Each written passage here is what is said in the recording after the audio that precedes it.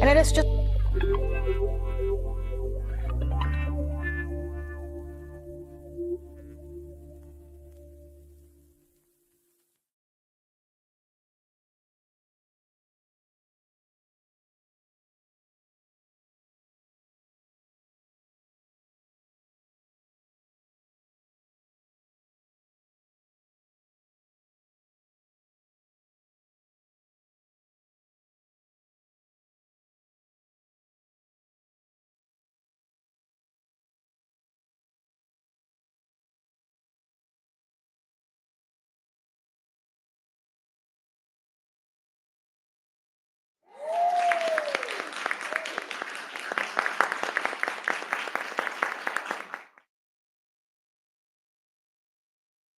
Testing, testing, testing. How we doing? Are we loud? Can you hear me? Can you hear me? Testing, 1, 2, 3. Can you hear me? Can you hear me? How's the volume? How's the volume, people? How we doing? Let's see. Testing, 1, 2, 3. Testing, 1, 2, 3. Sound is good. Thank you, Buck.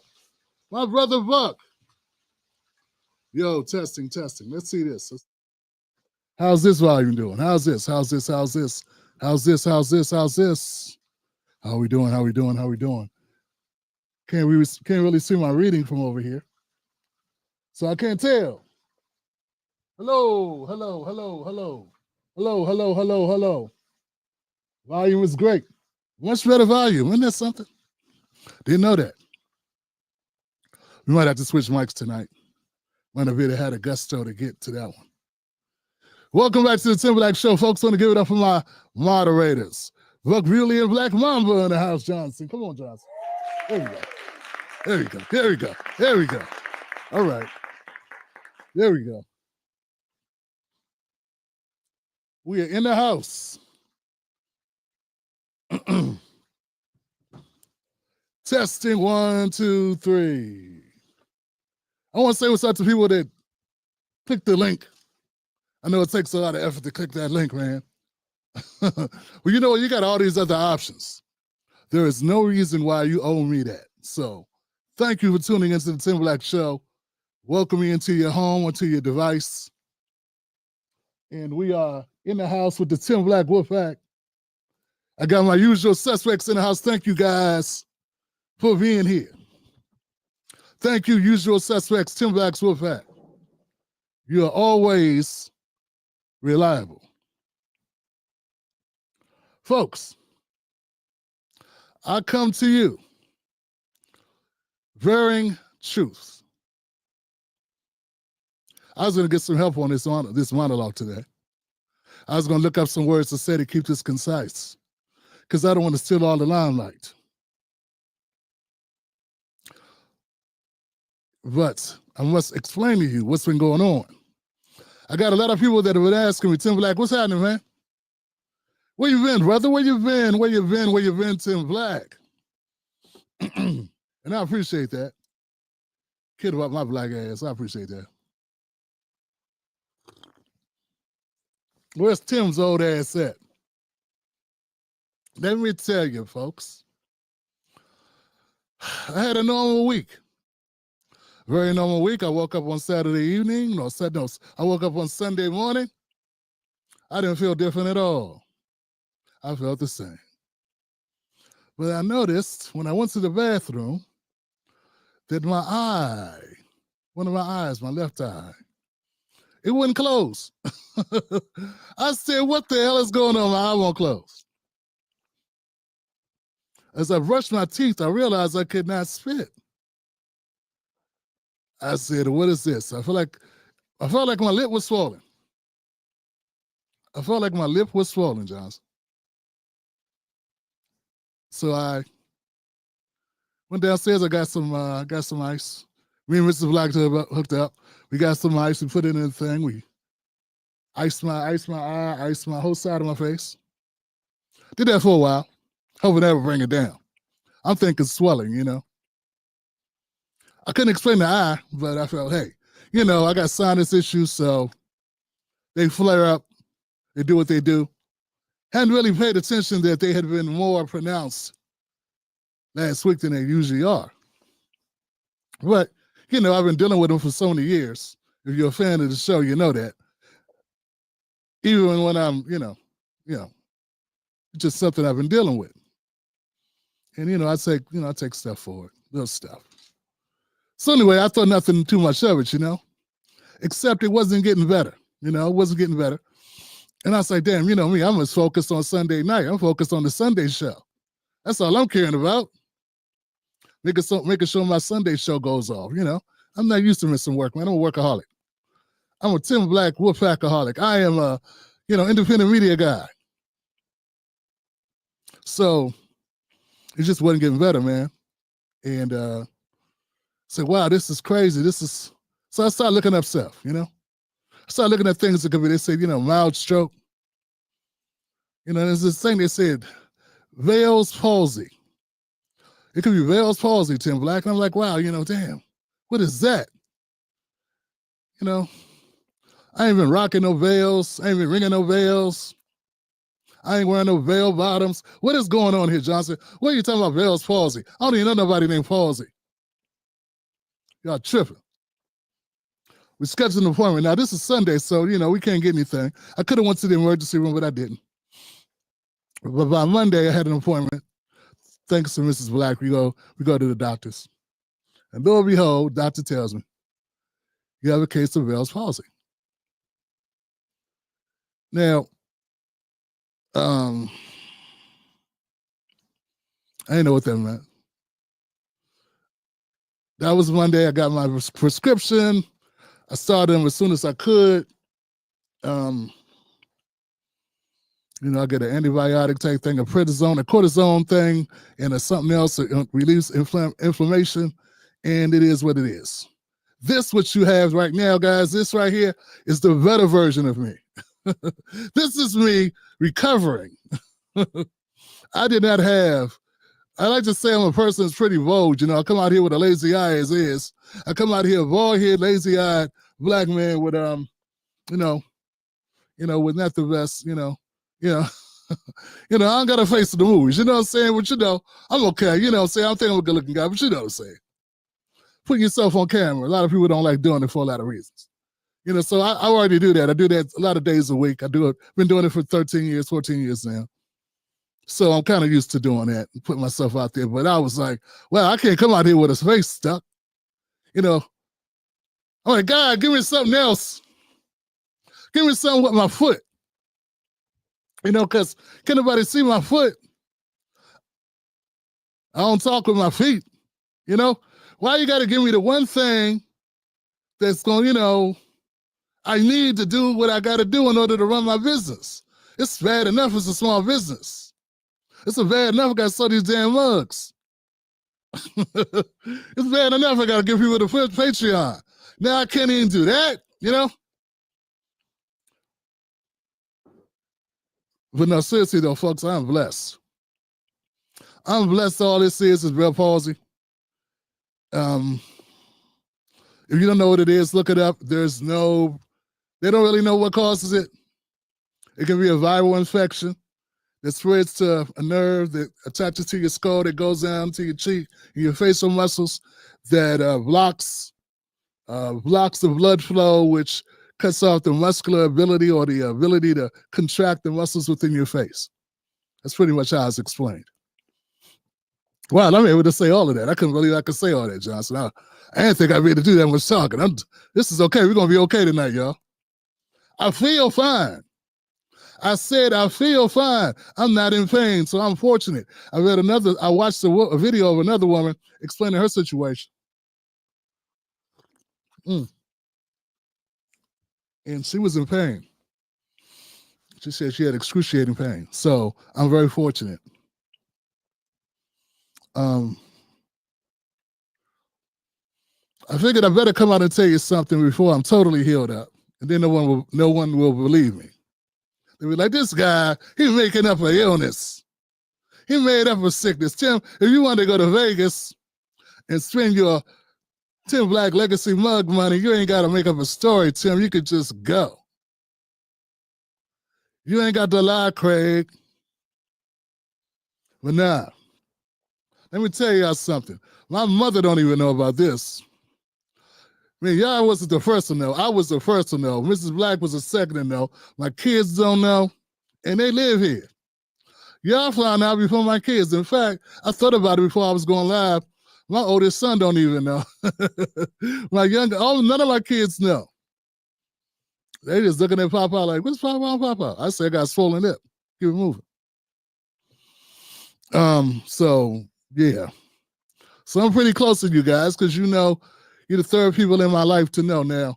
You know, I couldn't tell my mom because she's just worried and asked me a bunch of questions that I can't even answer. You know, I talked to my brother. I know he probably was like, damn, Tim sound different, but he didn't ask. And I didn't speak. Well, I didn't say nothing.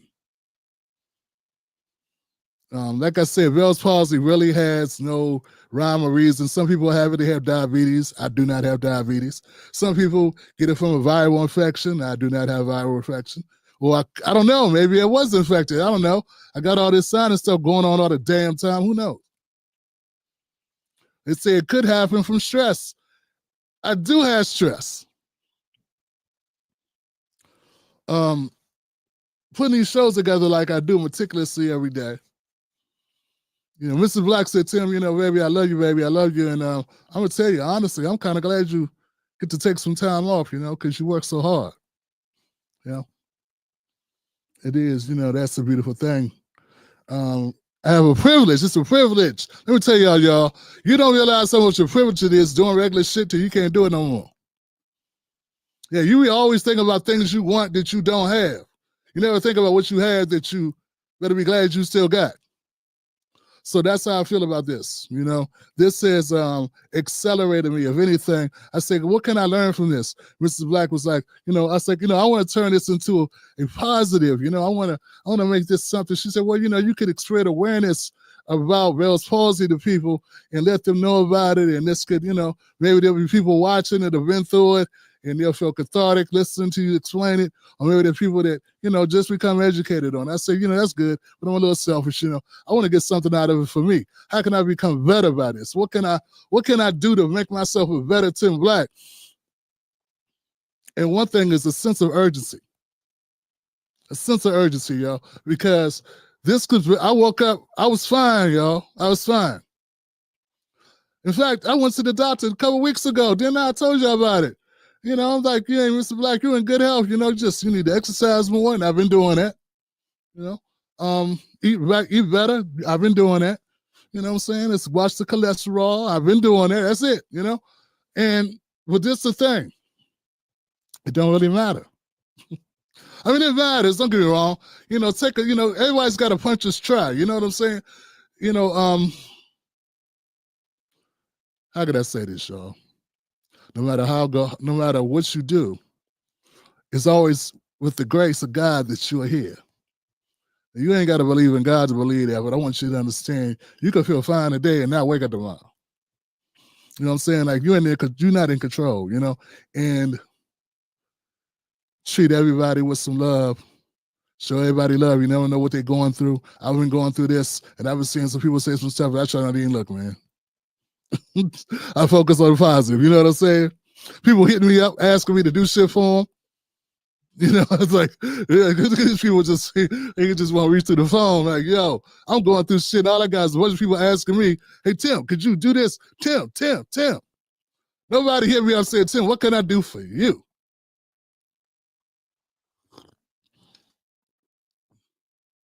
But now that ain't the point. The point is that you are fortunate, Johnson. You are. I'm talking to you. You are fortunate just to wake up, just as I am fortunate. And sometimes, so the thing I'm gonna take from this is urgency. Live your life with a sense of urgency, because it was this. I've been diagnosed, it was this. It could have been something else.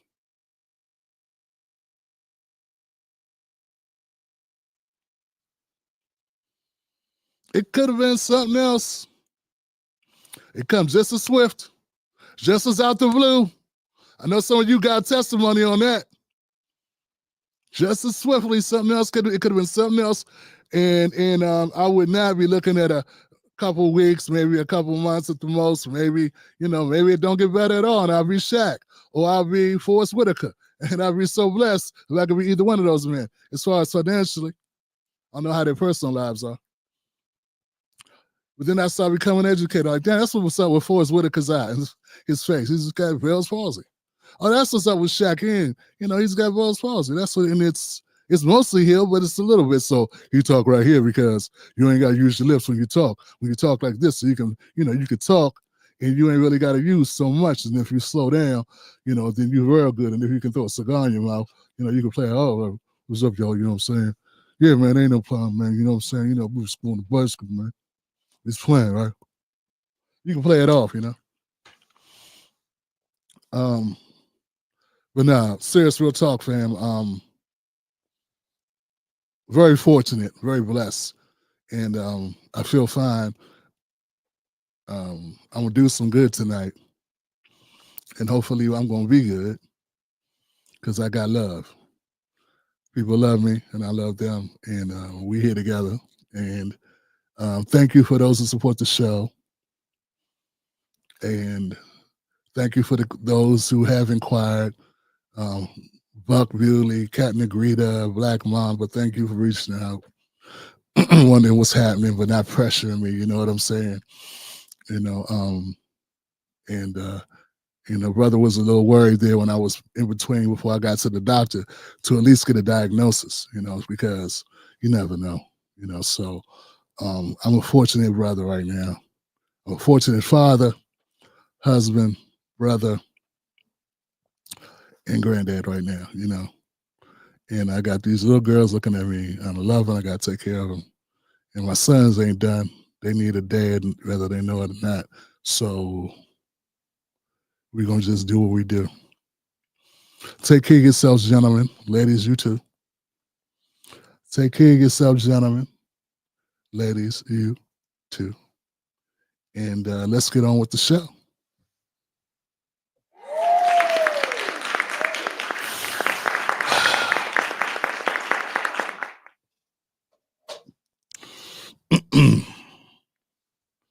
Okay, on our itinerary tonight, we got Eric Adams, downfall.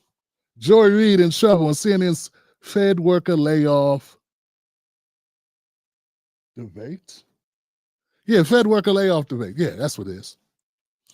Now, I loaded up one of the clips to get us started, Johnson. And that was another thing that was making this difficult for me, y'all. I'm sitting back, I'm looking at all the stuff that's going on in the news cycle. I'm like, man, I gotta talk, man. Where's y'all? Come on now, I'm all screw face. I'm like, I gotta talk anyway. Let me get here, I'm like Rodney Dangerfield at that point. Damn, did Rodney Dangerfield have Bell's palsy? I don't remember. Al Pacino, Robert De Niro, he had it. Just woke up one day. Imagine that, being a Hollywood star, wake up one day, and you work like you work worth $100 million. You working on a $20 million deal, picture, and you wake up and your face is screwed up. And you ain't even get into a fight or nothing. You just, you like look, thinking your wife put something in your drink or something. Who did what? That guy just said, Like God just reached out and said, "Oh, okay, did you put your cursed money in the cursed jar, Tim Black? Huh? Did you put the cursed money in the cursed jar? Nah. Bet you will next time, won't you?"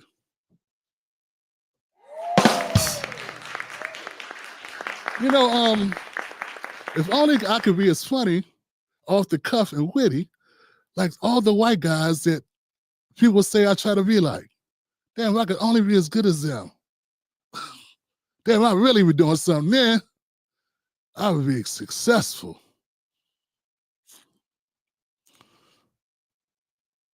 Just once, I like somebody black to accuse me of trying to be like somebody black. White people never accuse me of trying to be like somebody black. It's always somebody white. See, that's white supremacy, but we won't talk about that. Let's get on back to the show. Eric Adams, downfall. Joy Reid, trouble. Shouldn't even be trouble. Should be Joy Reid fumbles the bag.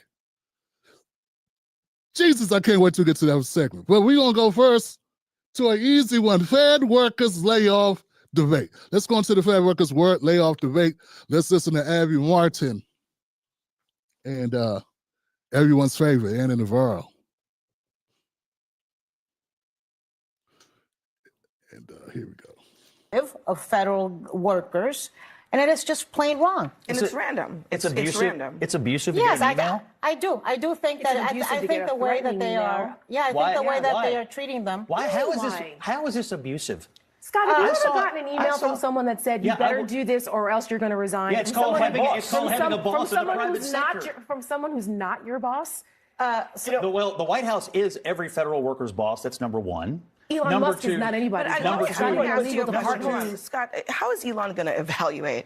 I mean, how is he going to evaluate the work of thousands of federal employees when he has no idea what they do? He's not. The test was, are you even paying attention to your email? Are you even at your terminal? Some federal workers, he sent it on a weekend. Some federal workers do not have access to their emails on the weekends. They just don't. Did they go to work today? I mean, look, the amount of outrage, melting down, and sort of outpouring of emotion over this ought to tell you everything you need to know. We had a lady on CNN today, a supposed federal worker, who said she was infuriated by getting this email. She had time to go on CNN, but she didn't have time to send a 30-second email saying, well, here's what I was working on last week.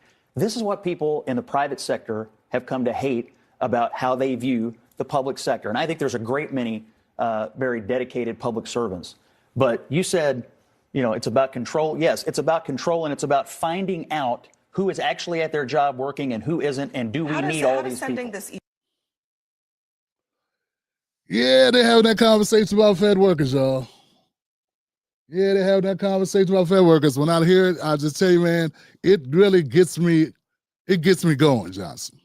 It gets me going. It gets me really upset, because I have another thing or two about federal workers. Before I was doing this, before I was ushered into this great career, it's business. I was what you call a federal contractor. Did that for almost 20 years, Johnson. And I'm going to tell you something. We got people that are upset because they had to put in an email. They were asked to write back and tell what they did with their day. What did you accomplish last week? What did you work on last week? That was the email. And that was too much. Not only was it too much for them, but they went and complained. The lady went on CNN and complained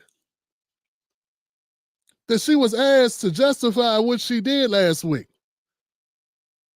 for money. Now she's getting paid to work now, right? Listen to what I'm saying, y'all. I don't think I say what I'm saying. She had a job, and people that control her paycheck, I would say the President of the United States. If the President of the United States puts somebody over top of something to do something, you can listen or you can leave. That's how I would think that goes. Like the President of, the federal government's run. Point is this. We can have that long drawn out conversation. So I got people that hate Trump so much they don't want to hear shit. I understand. But I'm trying to put this in layman terms so that it makes sense to everybody working who has only worked private sector. Private sector people, I'm trying to tell you, federal workers got it good.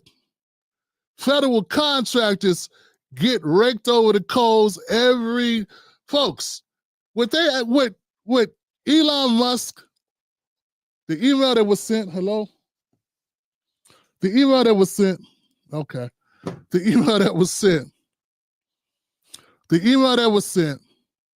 about you reporting and letting people know what you were doing. Thank you, Bob. I thought something bad was going on, man. I can't take no more bad news tonight. Thank you, Buck. Hit the like button, y'all. I'm about to get off one. This is something you can say to the bank. I don't know if any people have been talking about it like this, but I'm about to tell you something. I want you to listen with an open mind, folks. As a federal contractor for nearly 20 years, I can attest to this. What they were asked to do, we had to do every damn week. Not only did we have to do it every damn week, we had to do it every damn day. It was a contractual requirement to have a job. as a contractor to the federal government that you charge your time to a particular project and you track the duration of how long you worked on that particular project. You didn't. So this is it. Then I wrote this there. Average Americans may not notice, but it's our jobs to know the corruption in our media. Also, where's it at? Fuck it, I don't know. We used to have to put down a charge code for everything we did. So say it's Monday and you're going to be there for 9 hours. You would put going over whatever recommendations or whatever the emails were, 9 to 9:30.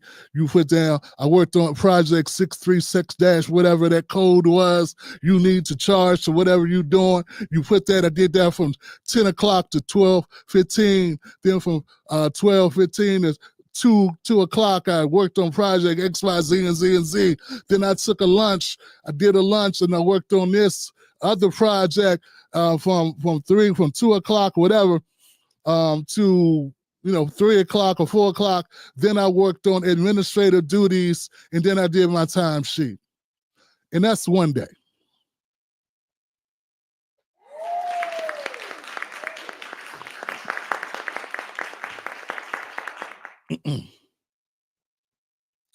We had to do that. We were contractually obligated to do your time, update your time sheet every day. You were supposed to update it every day. At the end of the week, you had to turn it in, and you had these columns you had to have filled out, or you would not get paid. Federal contractors are not being treated like slaves. It is the epitome. Two things are stupid. It's stupid to say this is a white and black thing. I work for a white corporation as a government federal contractor with a company that had a contract with the federal government. That was a white-owned company. They didn't make me fill it out because I was white. They were black because I'm black. Made everybody fill it out. Okay? This not color that's making them do this. It wasn't color when I had to do it. It was a requirement of the contract. It was in the paperwork to get the contract, the reporting that needed to be done. Maybe Office of Management and Budget and Personnel Management, OPM or whatever, I don't know. But it was a requirement. That's all I'm saying. So it's not race. It's not ethnicity. It's not gender. It's not orientation. It's not they don't like you. It's part of the contract. Now, it's also not, it's not slavery. As mentioned, it's not slavery. It's not slavery. It's not disrespectful. You just are so used, you're so used to not being held accountable that any accountability feels like slavery. It feels like you are being punished. It feels like you are being, I don't know, treated like garbage. But all it is what's routine for the average worker that's working in the same facility, building as you.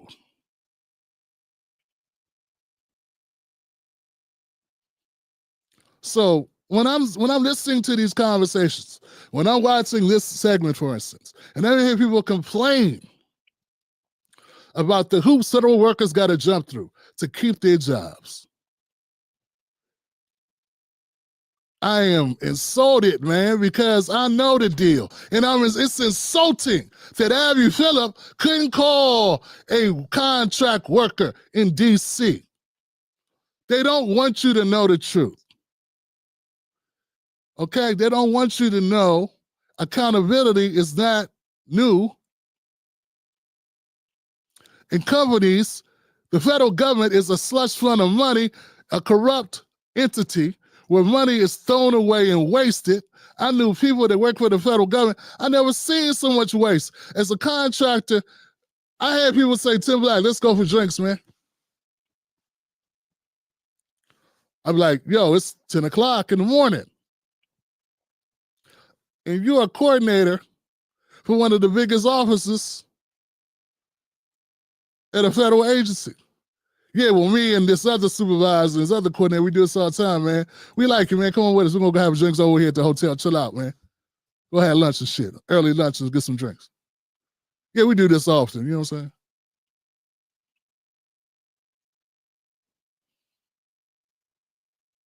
Look like I'm lying to you?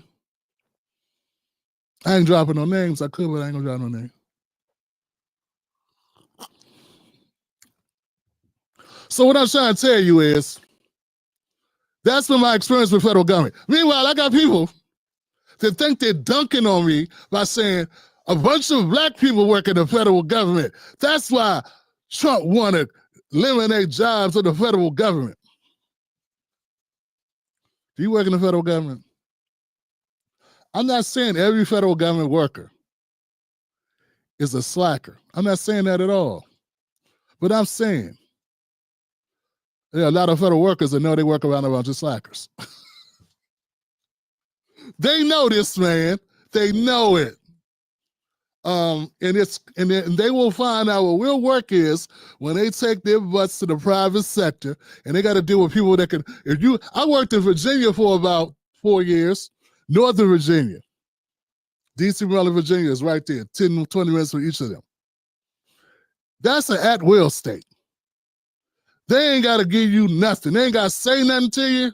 They can just look at you and fire you like, work at will state.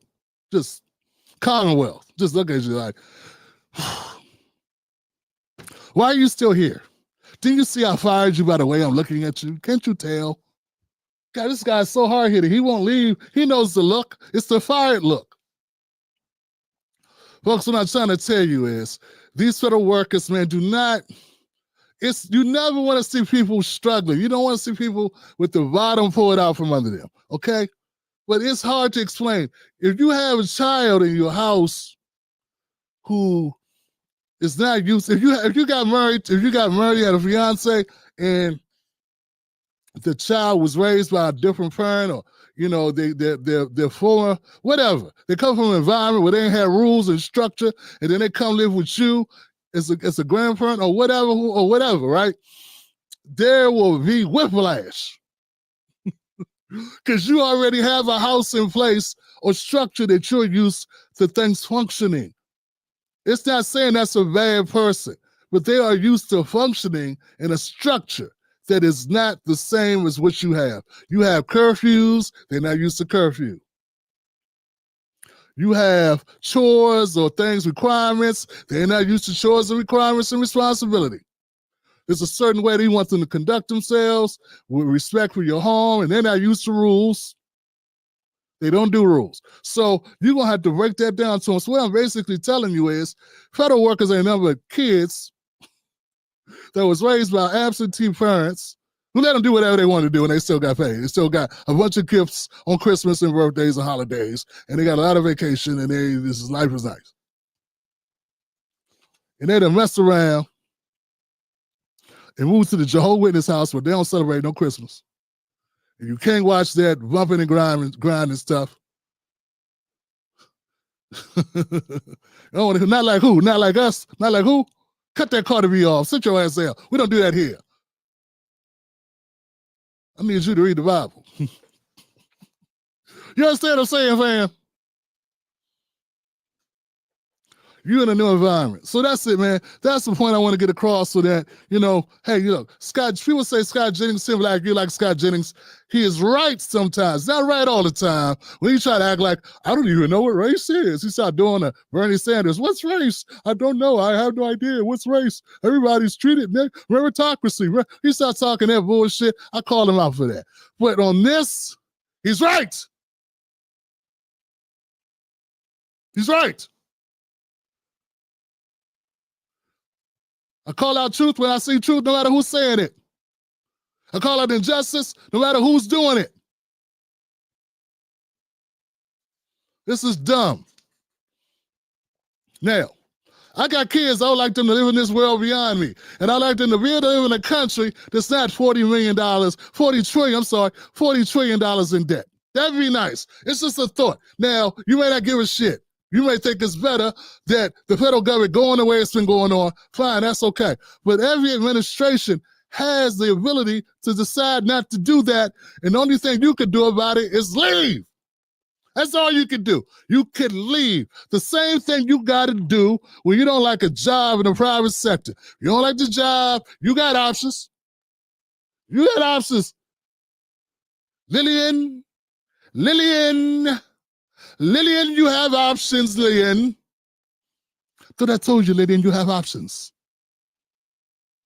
The rules are on the refrigerator, Lillian.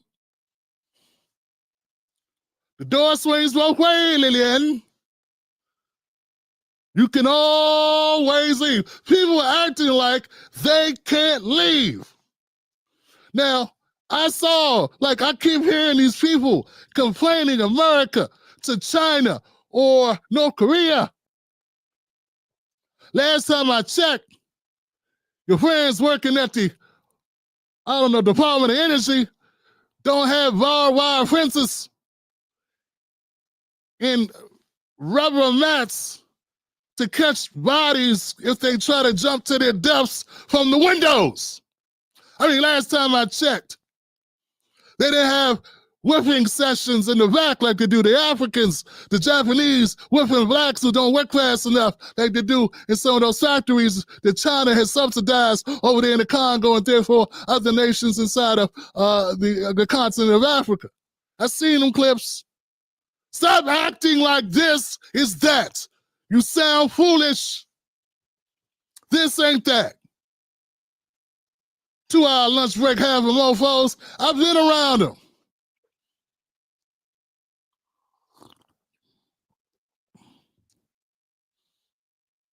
Now, I haven't worked at every government agency, but I can tell you. The ones that I did work at where I was privy to these things. No. The reason why I can do this so well is because I'm used to a contractor job where I had to work my ass off. Depending on what was going on, we grinded. You grind it out or you be gone, Johnson. That's it. But yeah, there's a lot to say about nothing with a lot of this stuff. And it's, maybe it's just I've been so abused, I guess I've been so abused, Johnson. I'm used to bad treatment, But most of Americans are so abused, they're tired of bad treatment. I want you to understand that a lot of people that the Democratic Party gonna need if they ever gonna get back in power are regular people. And regular people know that in their lives, they can't just do what they want to do at work. And there become requirements at those jobs. These are not the people driving the trains when they wouldn't give them, we got firefighters who didn't even have their proper equipment to go fight fires. Federal workers are not in that situation. What I'm saying? We got people, federal workers are not risking their arms getting cut off because someone's not meeting the OSHA requirements at the they're not doing manufacturing work. You understand what I'm saying? Maybe they're sitting a little too close to the damn monitor, so they got a special doctor's note. They get a special desk and a special monitor and a special chair, ergonomic. And I'm just saying, it's not regular. It's not, a lot of people don't get this same treatment that federal workers get. They be having it good. That's why people want to work there. They like the structure, the stability, and the fact that you could always got somebody you could go tell, man. You could go tell on their ass. I knew one last story, just for shits and giggles. I hope nobody knows this guy, because they do, they're going to know who I'm talking about. Anybody who's watching from the DMV, they may know that they worked in federal contracting in the government. I knew a manager, I'm going to call him manager, but he wasn't a manager. All he gave away this a guy. He had such a problem with an employee that worked under his department, but he couldn't just fire her because she was a federal contractor. She was like a GS, 10, 12, She was, she wasn't a special, forget the name of it. It's like a supervisor level. She wasn't one of those, but she was pretty high up. She was kind of connected, so he couldn't just fire her, but she could not stand him and he could not stand her. But he could not fire her. She was disrespectful. It was just hard for the morale.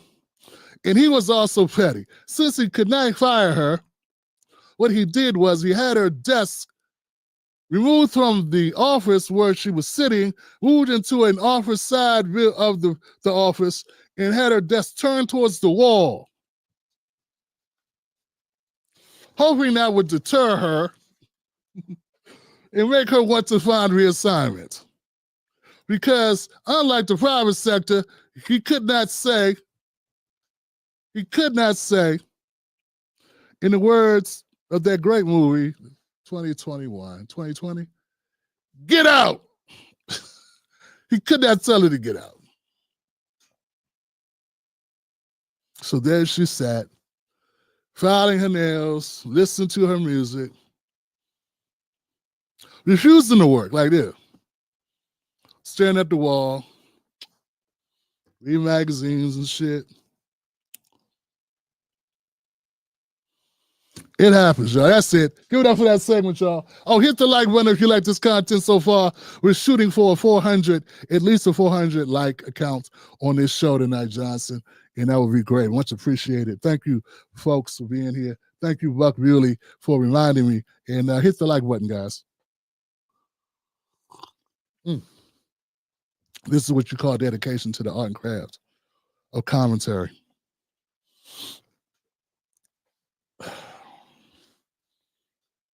I got anything else on this particular topic? I think it's a good topic, though, man. I think people need to understand it. Oh, Tim Black, you're just not used to having any good things. Well, I'm like a lot of other people, man, because I'm not the only one. But since we're still on, I guess we'll stay here. We're going to stay here for a minute. Then we're going to move on to Joy and the rest of them. Let's finish with Abby Phillip. Their panel, I got to tell you, man, as angry as I get with Abby Phillips and her panels, I want to thank her for giving me content, because without her, I don't know what I'd do. I'd have to talk this whole thing out. Look, Abby Phillip, we having guests on that I just want to reach through the TV. My tablet, my smartphone, my desktop, my monitor, and give them the what about Fred? The what about Fred? What about the, Fred Sam used to say it right across the lips. You know what I'm saying?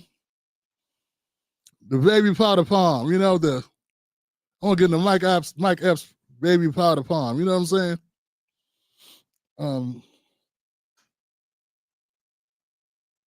Let's go to Torrey, Abby Phillip, and White Lady for $200.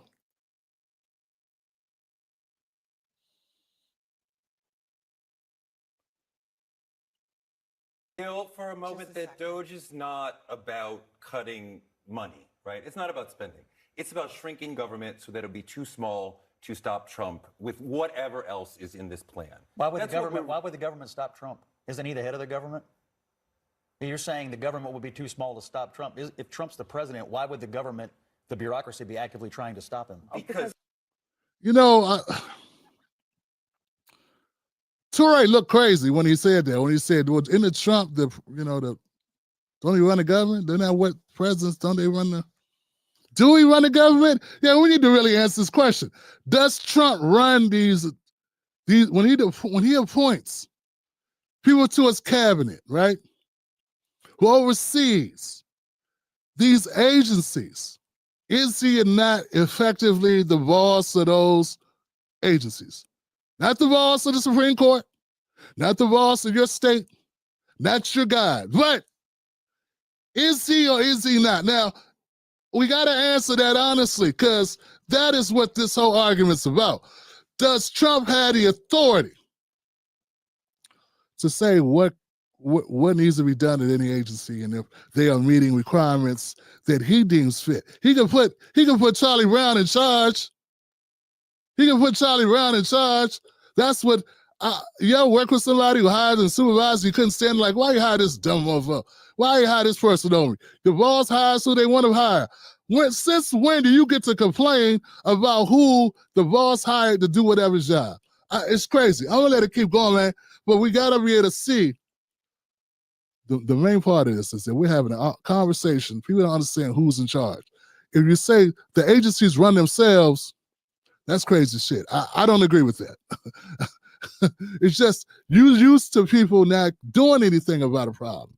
You want the 37 trillion to just keep going. You don't care because it's Trump. So I understand this politics being played. But at the end of the day, the fundamental question we got to ask ourselves on this whole DOGE thing, it all comes down to, is Trump in charge or not? If he's in charge, you got to let him fall on his face. Complaining at everything that he does that you have no way to stop is not the way to deal with it. But just like, and I hate to say this, sisters, and I guess there are guys like this too. There's guys like this too. Sometimes you can be in a relationship with somebody and you be tired of them, and you tired of their mess. And y'all going through it so bad, and they get mad at you. You do something they don't like, and they'll do something to hurt you, that hurts them more than it hurts you. And that's sort of like what I feel these employees are doing. They're so upset with the administration coming in for whatever reason that they are hurting themselves to try to hurt the administration. Tory he just talking shit. He don't matter. He's just a talking head. He don't matter. I'm talking the actual employees at such as USAID who lost their jobs mainly because they didn't want to report to nobody. They said, we don't report to the president. We report to the world. We don't report to the world need to write your checks. Let's keep going, Tory. They want to shredding the Constitution and creating an authoritarian dictatorship. That's why. And no matter who was in office, I'm going to hold them accountable. But more importantly, I'm going to make sure the government is working for the American people. Both of you all made an interesting point, which is that your view is that Trump is shredding the Constitution. I'd like to hear more about that. But that it seems to me that you all both believe that the unelected part of our government, the bureaucracy, has a responsibility to resist the political leadership. Is that your view? That's not actually That's what not we at all said. We what I said they said. are Yeah, it is. upholding the Constitution, the principles of the Constitution, and at times How that we is have Trump seen. shredding the Constitution? My God, he's like, I mean, seriously, do we have to believe in give the you a balance of civics power. lesson? This is gaslighting. When people can't answer your question, they start asking questions to answer your question. Okay, folks, I want to tell y'all something. And look, don't tell nobody I told y'all. This is a secret. You cannot say somebody is ripping up, desecrating, eliminating, destroying, eating, taking a woo-woo on, or blowing their nose in the Constitution if the Supreme Court has not ruled on something and then said you can't do that, it's unconstitutional, and then they do it anyway. Listen to what I'm saying. You cannot say, well, you can say anything you want. You can say the earth is flat if you want to. You can say it's perpendicular. You can say cows can fly. Don't make it so, okay? If you say that something is unconstitutional, that you are destroying the Constitution, the only person that can determine that is the body called the Supreme Court. That would be a ruling. The ruling would be you can't do that. This is unconstitutional. The Supreme Court decides what is unconstitutional. Not Tory, not sister making faces in the pretty sweater that I thought was beautiful. I'd like to give Mrs. Black that sweater. It does something for your melanin since it's on pop, it's on fleek. With the words and the fake, like I know what a gaslight face is when you got, what's this guy talking about? Well, you don't get it. Well, he wants to know who's accountable. What is this? As soon as you have no arguments. It's like saying you're not guilty till you're found guilty in the court of law. These people are claiming Trump is guilty, and then he ain't gone to court. You claim that he's breaking the Constitution, he ain't been to court for it. The process is he does it, you sue him, you take him to court, it goes to Supreme Court, they look at it, then the court decides if it's unconstitutional. Then and only then can Donald Trump be defying the Constitution, destroying the Constitution, or anything of that nature. Okay? Now, don't tell nobody I told you that, because I don't want you to look like a smart person surrounded by fucking idiots. Because there are a lot of idiots on the internet. There are a lot of dum-dums on the so-called liberal side, or whatever that is. I don't even know what to call them. These people, man, they are stuck on stupid, and they lie to their people no, these people are nefarious. They know this. If I know this with a damn, I don't even have. They know this, Johnson. Let's keep going. Let's keep going, Tim. Just cut it out, Tim. Stop. That we have, I don't know we put all power in the executive branch, the legislative branch, the FBI. Now we're in control of the military. We're silencing media. This is what you do in a dictatorship. Are you suggesting that the president is not the commander-in-chief of the military? I am suggesting that the president is going to put in charge somebody who is going to. Look. Boy, I tell you, I gotta tell you, Torrey, you missed your calling. You should have been an actor, because now you're acting like somebody who knows what you're talking about. You act like somebody. Why did you come on this show? See, people say, tell me, I know you don't like Scott Jennings, do you? I mean, I like winners. I like when somebody's making a point for me when I can't be there to do it. I'd have said the same thing. What do you mean he's running the military? Don't our presidents run? Oh, that's right, except for Biden, right? Biden wasn't running anything. He was running to the bathroom probably. That's about it. And I don't know if he was running. I think he had a bag under his desk. Okay? But don't all presidents run the military? Isn't that what presidents do? Now, I know Bush didn't. He let Tricky Dicky run it for him. What his name was, Liz Cheney, Cheney. He let Cheney run it for him. But I'm saying, and I know Reagan was, a hot dog short. He had 3 hot dogs and 1 hot dog bun. I know. He wasn't running much the second term. I understand that. But theoretically, you suppose, and I know Obama really wasn't. Our military-industrial complex has been running itself, Johnson. Yeah, Wall Street was running Obama, and then everybody, he didn't know what he was doing. Everybody was running it for him. He was just there. He was just there taking money, building up his nest egg. Oh, come on now. Something like that. Oh, come on now. I was taking care of people in Chicago. I was doing what I had to do. You know what I'm saying? Look, the reality is they're supposed to run the military-industrial complex. They do not. When you put people in charge over it, you're still the person that makes the decisions because they serve at the pleasure of the United States of America, the president of the United States of America. There you go. Y'all make me sound like Bill O'Reilly up in this mofo. I can't believe it. Got me making these arguments that make sense and stuff. Let's keep going, Tori. This is funny. Contravene the Constitution. And at some near point, this conversation will look very silly for you because it will be obvious. And right now, you're gaslighting. When we get to the actual rubber of the road of this, it will be clear. I'm interested in this conversation. He's going to put someone in charge who will contravene the Constitution. Like who? What do you mean by that? The president is in charge of the military, is he not? You said he's going to put someone in charge of the military? The president is in charge of the military. That is how it works. He was elected president. We, according to the Constitution, vest all executive authority in a president. And the concept that the military should be an independent agency or that the bureaucracy should resist the political leadership of this government is extraordinarily dangerous. That's not what we said. That's literally not what we said. I'm just repeating back to you your own words. I did not. Wow, man. Abby had to come in and say Tory for himself. He looked like a damn fool. Tory, man, listen, man. Listen, when I'm not talking to him, he don't give a shit. He don't listen to nothing. He won't listen to me. I'm not a celebrity. Folks, this was an embarrassment. An embarrassment beyond measure. Why we gotta have, I had 2 black people up there getting body slammed by Scott Jennings.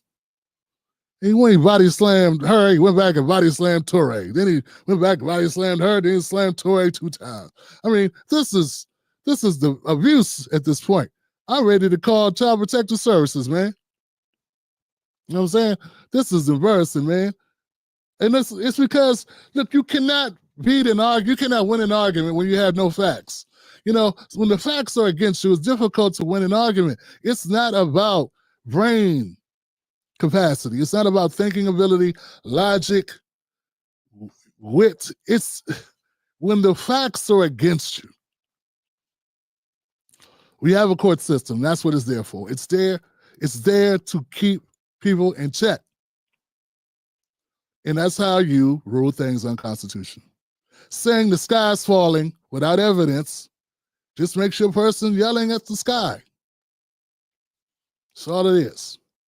And the worst part of it is, there are people who are tired of it already. Folks, CNN is going to fall in the ratings big time, further than it's been. Because Americans, there's clearly a mood in the country that wants them to tighten their belts. It's only natural, folks. I tell people all the time, if there's going to be a civil war, it won't be a civil war over black and white or race. It'll be a civil war over the haves and have-nots. This is part of you cannot beat the fury of the people that have had to tighten their belts for the last 5 years by saying you should not have to tighten the belts of the government. Okay? This is a non-win. This is a non-starter. This is ridiculous. Okay? The polling all shows Americans by and large favor scaling back and getting some of our money back. So anyway, we're going to keep it moving, Johnson. It is what it is. Hit the like button if you like this segment so far. If you like what we're putting out here on the Tim Black Show, remember, we do this often when I'm up to it. And hopefully, we'll keep on doing what we do. I want to thank the people that support the show. Don't forget to join us at jointimblack.com. Also, guys, I got a new ebook coming. I'm really happy and excited about it. If you are a member of the Tim Black Wolfpack, you will get it for free as a perk for being a member of the Tim Black Wolfpack. This one I'm selling for $3.99 in Amazon. And it's about the president. It's about Trump's Black History Month event, how it exposed the Democratic Party for what it is. And I think it's a great segment. It's a great piece of literature for you to check out and really make an argument so you can stick to your guns when you're talking to these people. And you have some facts on your side. And also my witty commentary is with it too. But that'll be out in a couple of days.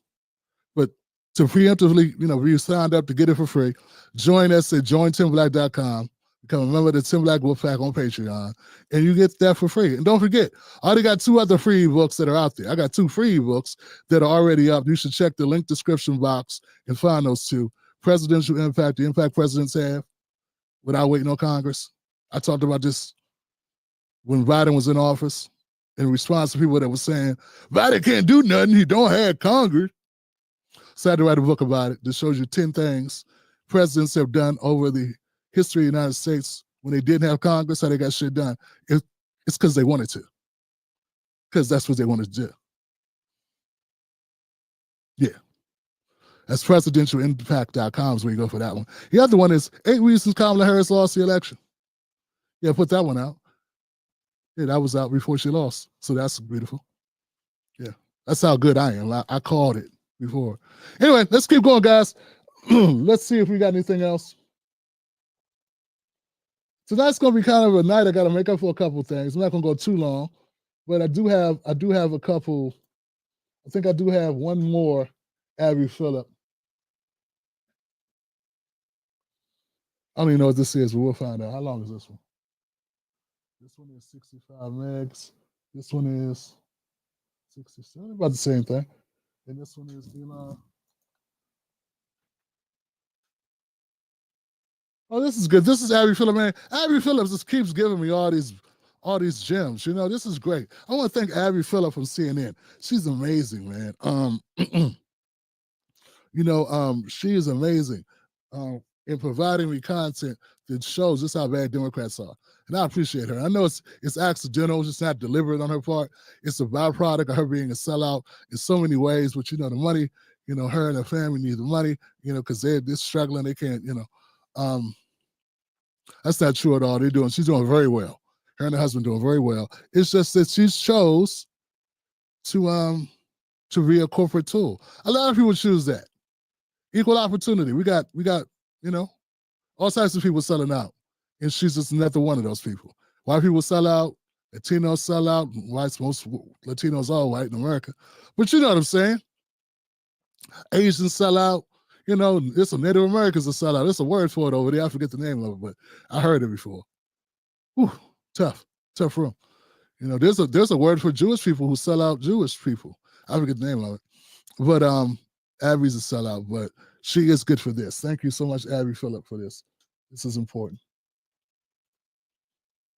It really is.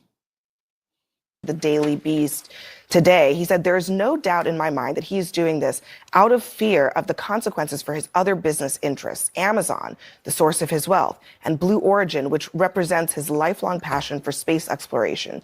He has prioritized those commercial interests over the Post, and he is betraying the Post's longstanding principles to do so. You can't not take that seriously as a possibility here. No, of course. I mean, this is what's going on. Billionaires have too much control over our media and are bringing their business concerns into our media. He can, as far as the human right of an owner to do whatever. But this is an incredible responsibility, or at least we used to think about it that way, to own an important piece of the media, a legacy piece of media. To treat it this way is to use it to... Well, it's a commodity. It's another business that is being used as leverage in an effort to protect his other businesses. Well, I'm interested in a couple of the comments you made. You said it was destroying the newspaper because they failed to endorse Kamala Harris. I mean, what does that say about a newspaper that you have to endorse a certain political party and for it? That's not the way it happened. What happened was that the editorial board had an editorial done and ready, and that was the process. Right. And then suddenly to say, oh, now we're not going to endorse. They've endorsed other things since. It was the process by which it went under there. And there's other things going on. Constantly in the paper, I now use the hashtags Broken Times and Broken Post. The headlines in both papers, I think, are constantly off, constantly trying to soft pedal what's going on. Yeah. You're not going to like what I'm saying next. But we are in the middle of a totalitarian fascist coup in this country. Yes. And when we don't call it that, when we soft pedal it, when we don't have a real discussion about it. At least here, I could say those words. We can have that discussion, but you will not see those words in the New York Times or the Washington Post. So, Jeff, if we were being honest, there should be a breaking news banner on CNN and MSNBC all day long. Yes. We are in dictatorship right now. Let me just say, from the perspective of free speech, right? You disagree with what he just said. Yes. But he has the right to say it. Of course. I'm not sure that he would have the right to say that in the pages of the Washington Post. Well, does that seem problematic? Well, my second point was going to be that I think the categories of personal liberty and free markets. Whoa! She making the argument that you don't get to say whatever you want to say on a certain newspaper? That's what she's saying? Is that new? No, it's not new, Johnson. It's sort of like everyone knows this. There's things you can say on the Daily Beast that you can't say on some other site, or there are things you can say on the Tim Black Show you could never say on the Daily Beast or Daily Cause or, the Griot. Like, she's actually making the argument because this guy couldn't trash Jeff Bezos on his own paper, that means what? No. If you start your own paper, you can say whatever you want to say. That's how freedom of speech works. No one is obligated to give you a platform. If that's the case, we all have lawsuits against these entities. They don't have to. No. When I first started writing, I didn't even know what Mother Jones was. I sent out articles to like 50 newspapers and magazines. This is back in the 2000s. And they wrote me back. They said, you got to tie this to a news event. We like your article, but you got to tie this to a news event. I didn't know that they had events. I hadn't read the magazine enough to know exactly what type of media they catered to. So all media entities. When I worked for a newspaper here in DC called the Capital Spotlight, you had to. They had an overarching principle. It was independent. They didn't trust Democrats or Republicans, and it's what they weren't going to take you caving for either one of them in their paper. Let's keep going. Are quite broad. I mean, you could fit a number of column topics. I've written thousands of newspaper columns in my life. You could fit a number of column topics under those two things. I also read his note, and he was saying that there's lots of opinions out there, and we're going to focus on these sort of big ticket items. I don't think they're narrow. I think they're very large. I'll be interested to see what they're willing to publish. He's saying we are only doing one side of those issues. That's the thing. Well, we'll see these issues and not exploring both as a final sides point, of the free market issue. It's said, going to be about the monopoly of Jeff Bezos to control the market. That's what we're talking about. He has one newspaper. But one more thing. You said who would be against individual liberties? It has not been that many years ago in this country when a great many public officials, elected and unelected, were adamantly opposed to individual liberties. It must be defended all the time, including the most important one, free speech, which you and I must agree on has to be defended at all times. Well, right now we see that Donald Trump is kicking the Associated Press out of the press room. And by the way, the rest of the press is not standing up. They're not out of the press room. That's not about... They have a seat in the briefing room. That's not about free press. That's about being afraid of what they're going to say, afraid of what they're going to do. Honest president. It's so not. Ridiculous. That's ridiculous. Look at what we experienced the last 4 years. Are you kidding? This whole, Adrian, the whole we need notion Adrian of back. we're going to choose who we answer questions from, that is He's frightened. As in the He's White frightened House, to death of free the White speech. House is going to choose who they're going to answer questions to. This attack on the journalism and freedom of speech, like that is the last bit of our democracy to uphold. And quite frankly, the fact that a billionaire is controlling how our media is going to cover this president when we understand. Elon's controlling the media? Elon, well, he has social media, but the billionaire Jeff Bezos. How many radio stations does George Soros own? Listen. Here's the thing. Here's the thing. But George Soros is actually there are more information. I want to write down there, George Soros radio stations.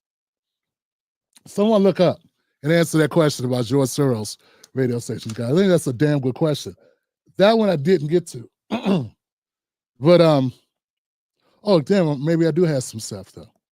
Okay, this is something. Now, so basically, the whole complaint was Bezos owns the Washington Post. Oh, no.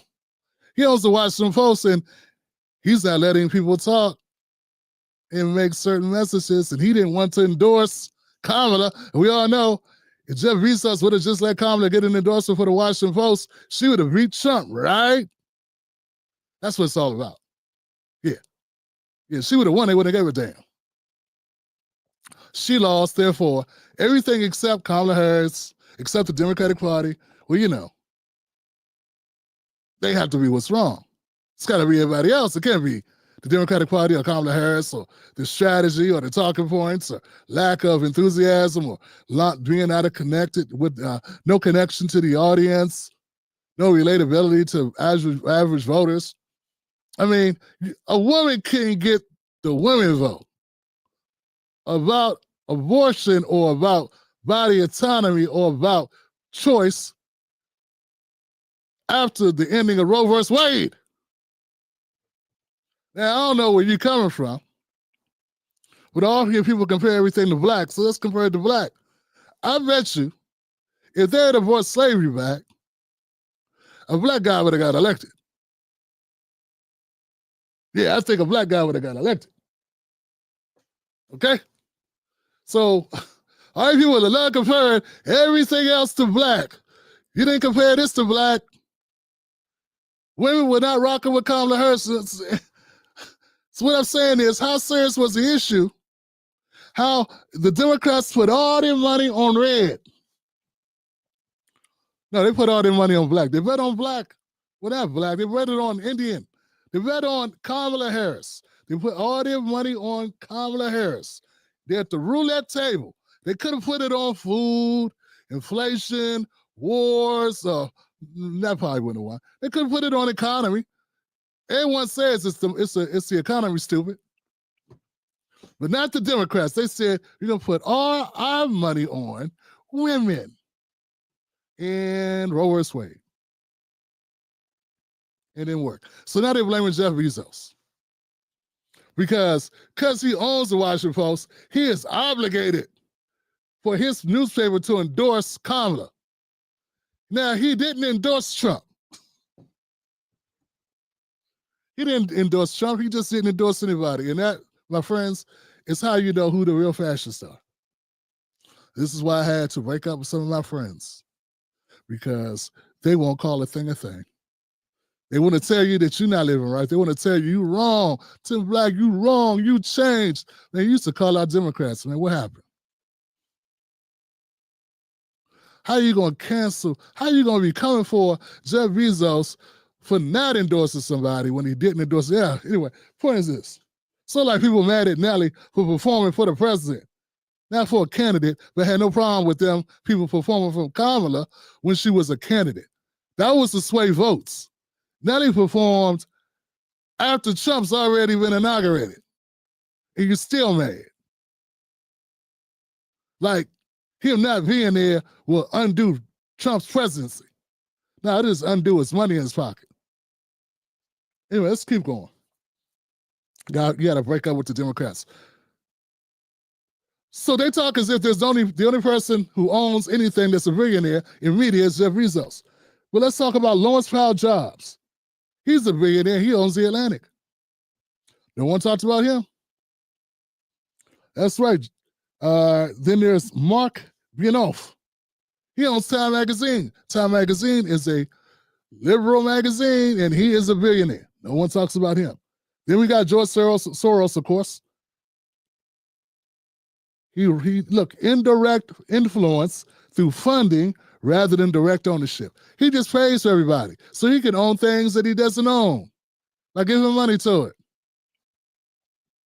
Pierre Amador, First Look Media, or The Intercept. I don't know what happened to them. I think things went bad for them. We all know Michael Bloomberg. I'm Michael Bloomberg. I have a lot of money. I like stop and frisk. And I could have been president if these crazy kids just kept their noses out of my business. See?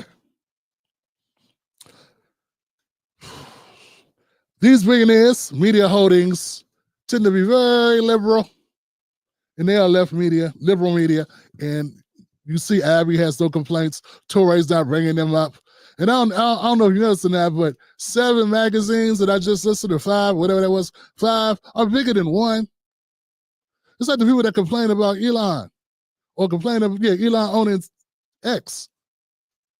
You know, when Biden gave him government contracts, so did Obama. But now you, man, I'll tell you, man, these people are crazy, man. Look, here's the deal. Let's pretend, guys, that we want to be honest about media. You know what I realized the other day? I was watching a video, and I stumbled across a fact that I had not considered. And this is an important fact, guys.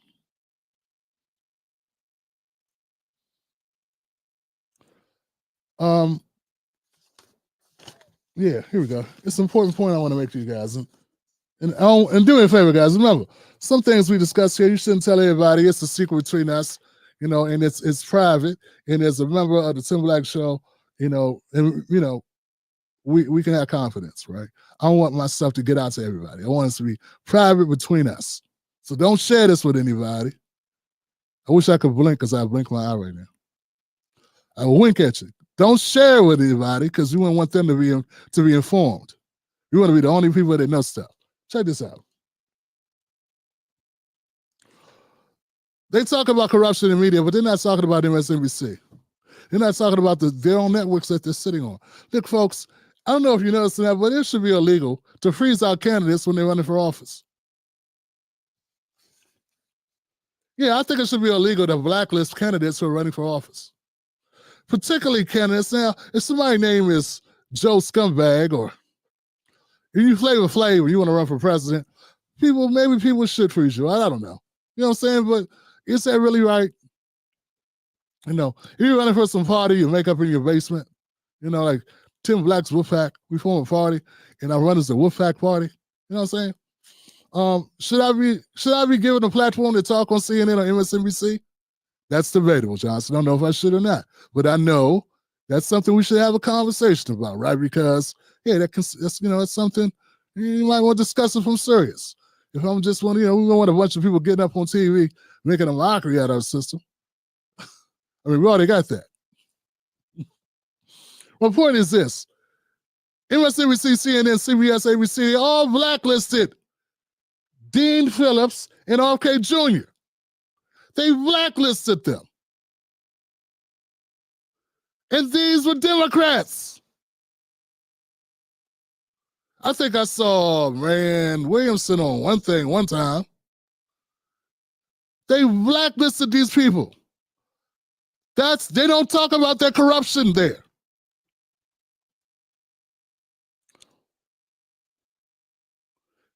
You want to talk about inequity? What about the inequity of that? The inequity of candidates running as Democrats unable to get airtime from liberal media on cable networks that support Democratic candidates.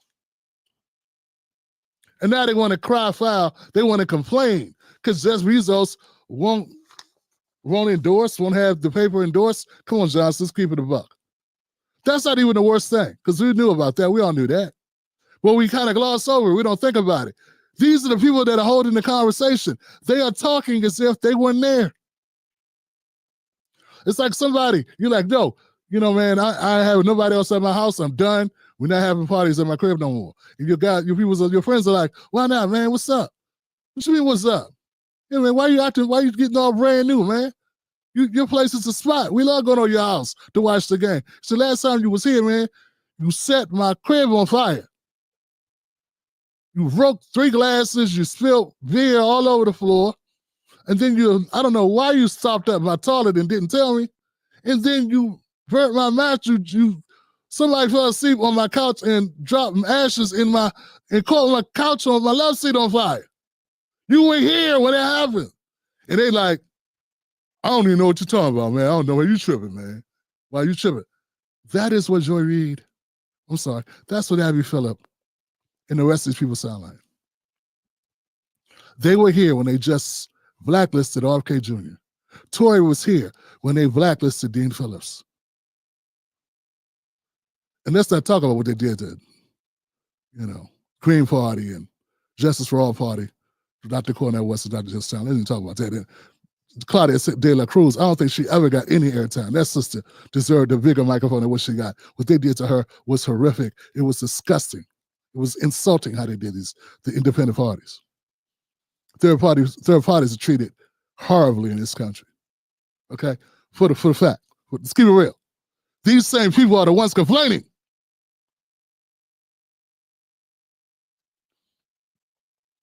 But that's not even the worst thing, guys. Some of the corruption is so bad it happens before your nose, right in your face, and you're not used to it. You're not even used to it. You're so used to it that you don't recognize it. It's like you become numb. It's like you ever get punched in the arm? We used to punch each other in the arm on birthdays.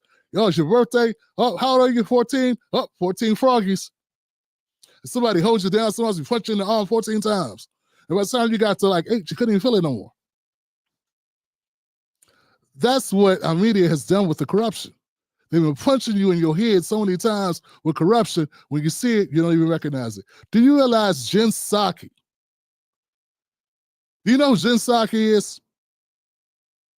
She's a very boring white lady that's on MSNBC that has a new show. Well, it's not that new. She also was White House press secretary for Joe Biden, right? Do you realize that Jen Psaki is the first press secretary that has been allowed to go get a show on a major news channel, liberal news channel, under the administration she was working for, and report as a cable news journalist on MSNBC after working in the current administration? She had a show. She had a platform. I'm not talking about Sarah Huckabee Sanders, who went on a couple of shows on Fox and Newsmax or whatever that was, Alex Jones show or something. No. I'm talking about a person who was White House press secretary who got her own show, her own platform on a cable news entity to cover Biden. That has never been done before. It is unprecedented. Now, historically, there's been press secretaries like Dana Perino or Tony Snow. I think they worked under Bush. One of them worked under Bush. But they waited until the administrations were out of office before taking on prominent media roles. Perino joined Fox in 2009 after Bush left office, and Snow's post-White House commentary was limited by his health and his death in 2008. So Huckabee Sanders, too, became a Fox News contributor in 2019. After Trump's first term was well underway, but not during a new crisis or election cycle where influence was a former insider would be most acute. So she got on Fox, his way out the door. He was gone. Psaki got a program in 2022. 2 solid years of a platform for a former press secretary. Do you think it's possible that she whiffled a couple of the segments about Biden because I was her guy? You think it's possible she had a little bit of bias because her boss was the president? Maybe that's how she's going to report things. Why don't you think Torre, who seems to be so upset about people gaslighting, why isn't Abby Phillip, who wants to reach true to the facts? What about Jake Tapper? He's not calling it out. Jake Tapper didn't call it out. What happened to Joy Reid? She likes calling things out. She's fighting for the people. All these people fighting for the people. Van Jones, all these people fighting for the people. Why haven't I heard this be discussed? Because they're not fighting for the people, Johnson. They're fighting for the status quo and keeping their money straight and staying in line. So you cannot talk about corruption in media unless you address these types of points.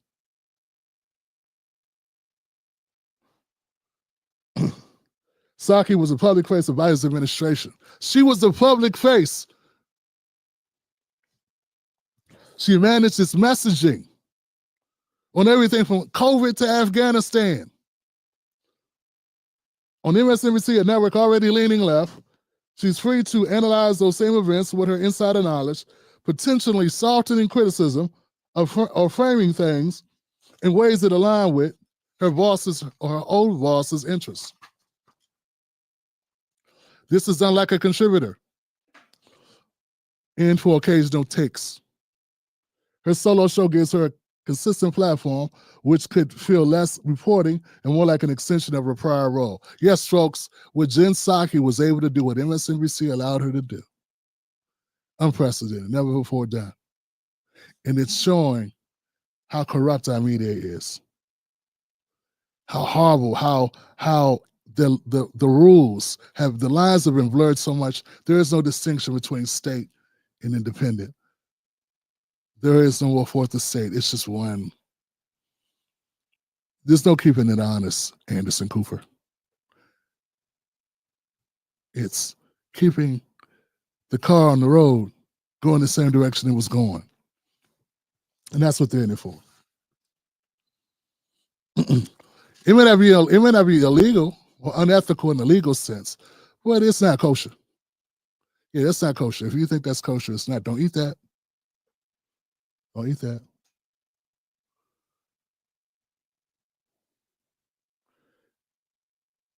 It stretches the wheels, the boundaries of what feels journalistically kosher, especially if what you see her less as a commentator, more as a quasi spokesperson with a new mic. Yeah, she just switched mics, Johnson.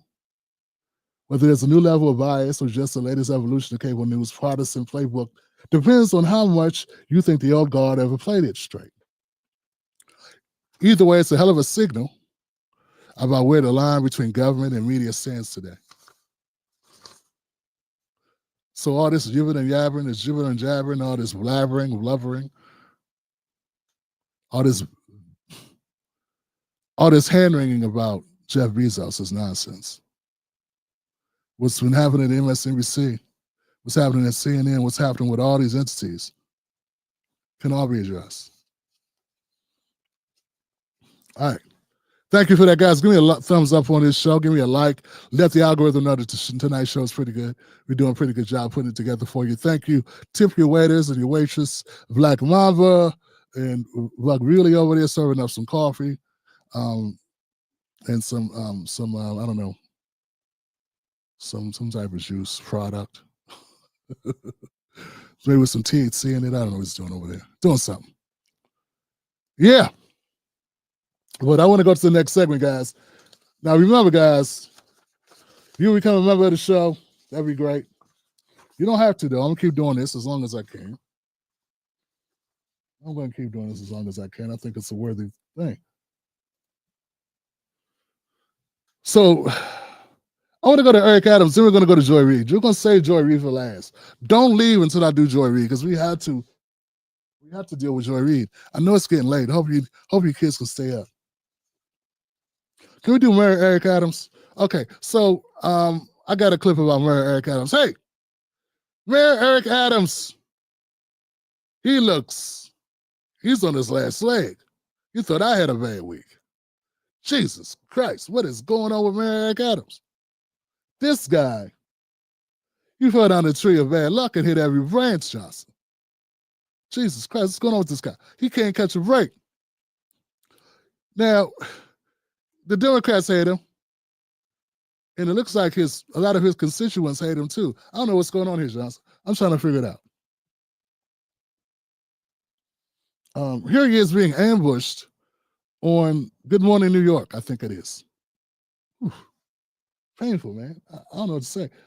I got some clips. We're going to run those clips. And I got some commentary I don't think you've heard anywhere else. But I'm dope, so, hopefully I can come up with something different.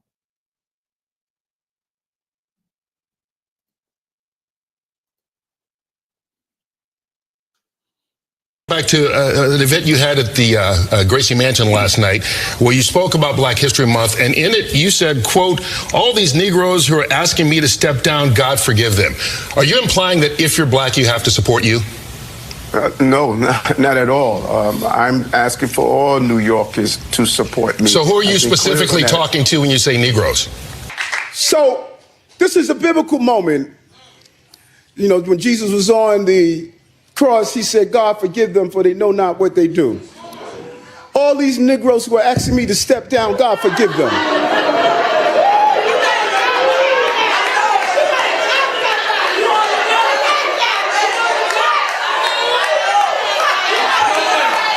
Well, who has stepped down? Who has asked me to step down? If you look at that whole speech, the speech talked about the continuation of lighting your flame and continue to light and shine. And that's what we've done in this administration with our team. So those who have called for me to allow my flame to prematurely be extinguished, that's who I'm talking about. So you're saying all New Yorkers are Negroes? Are you stupid?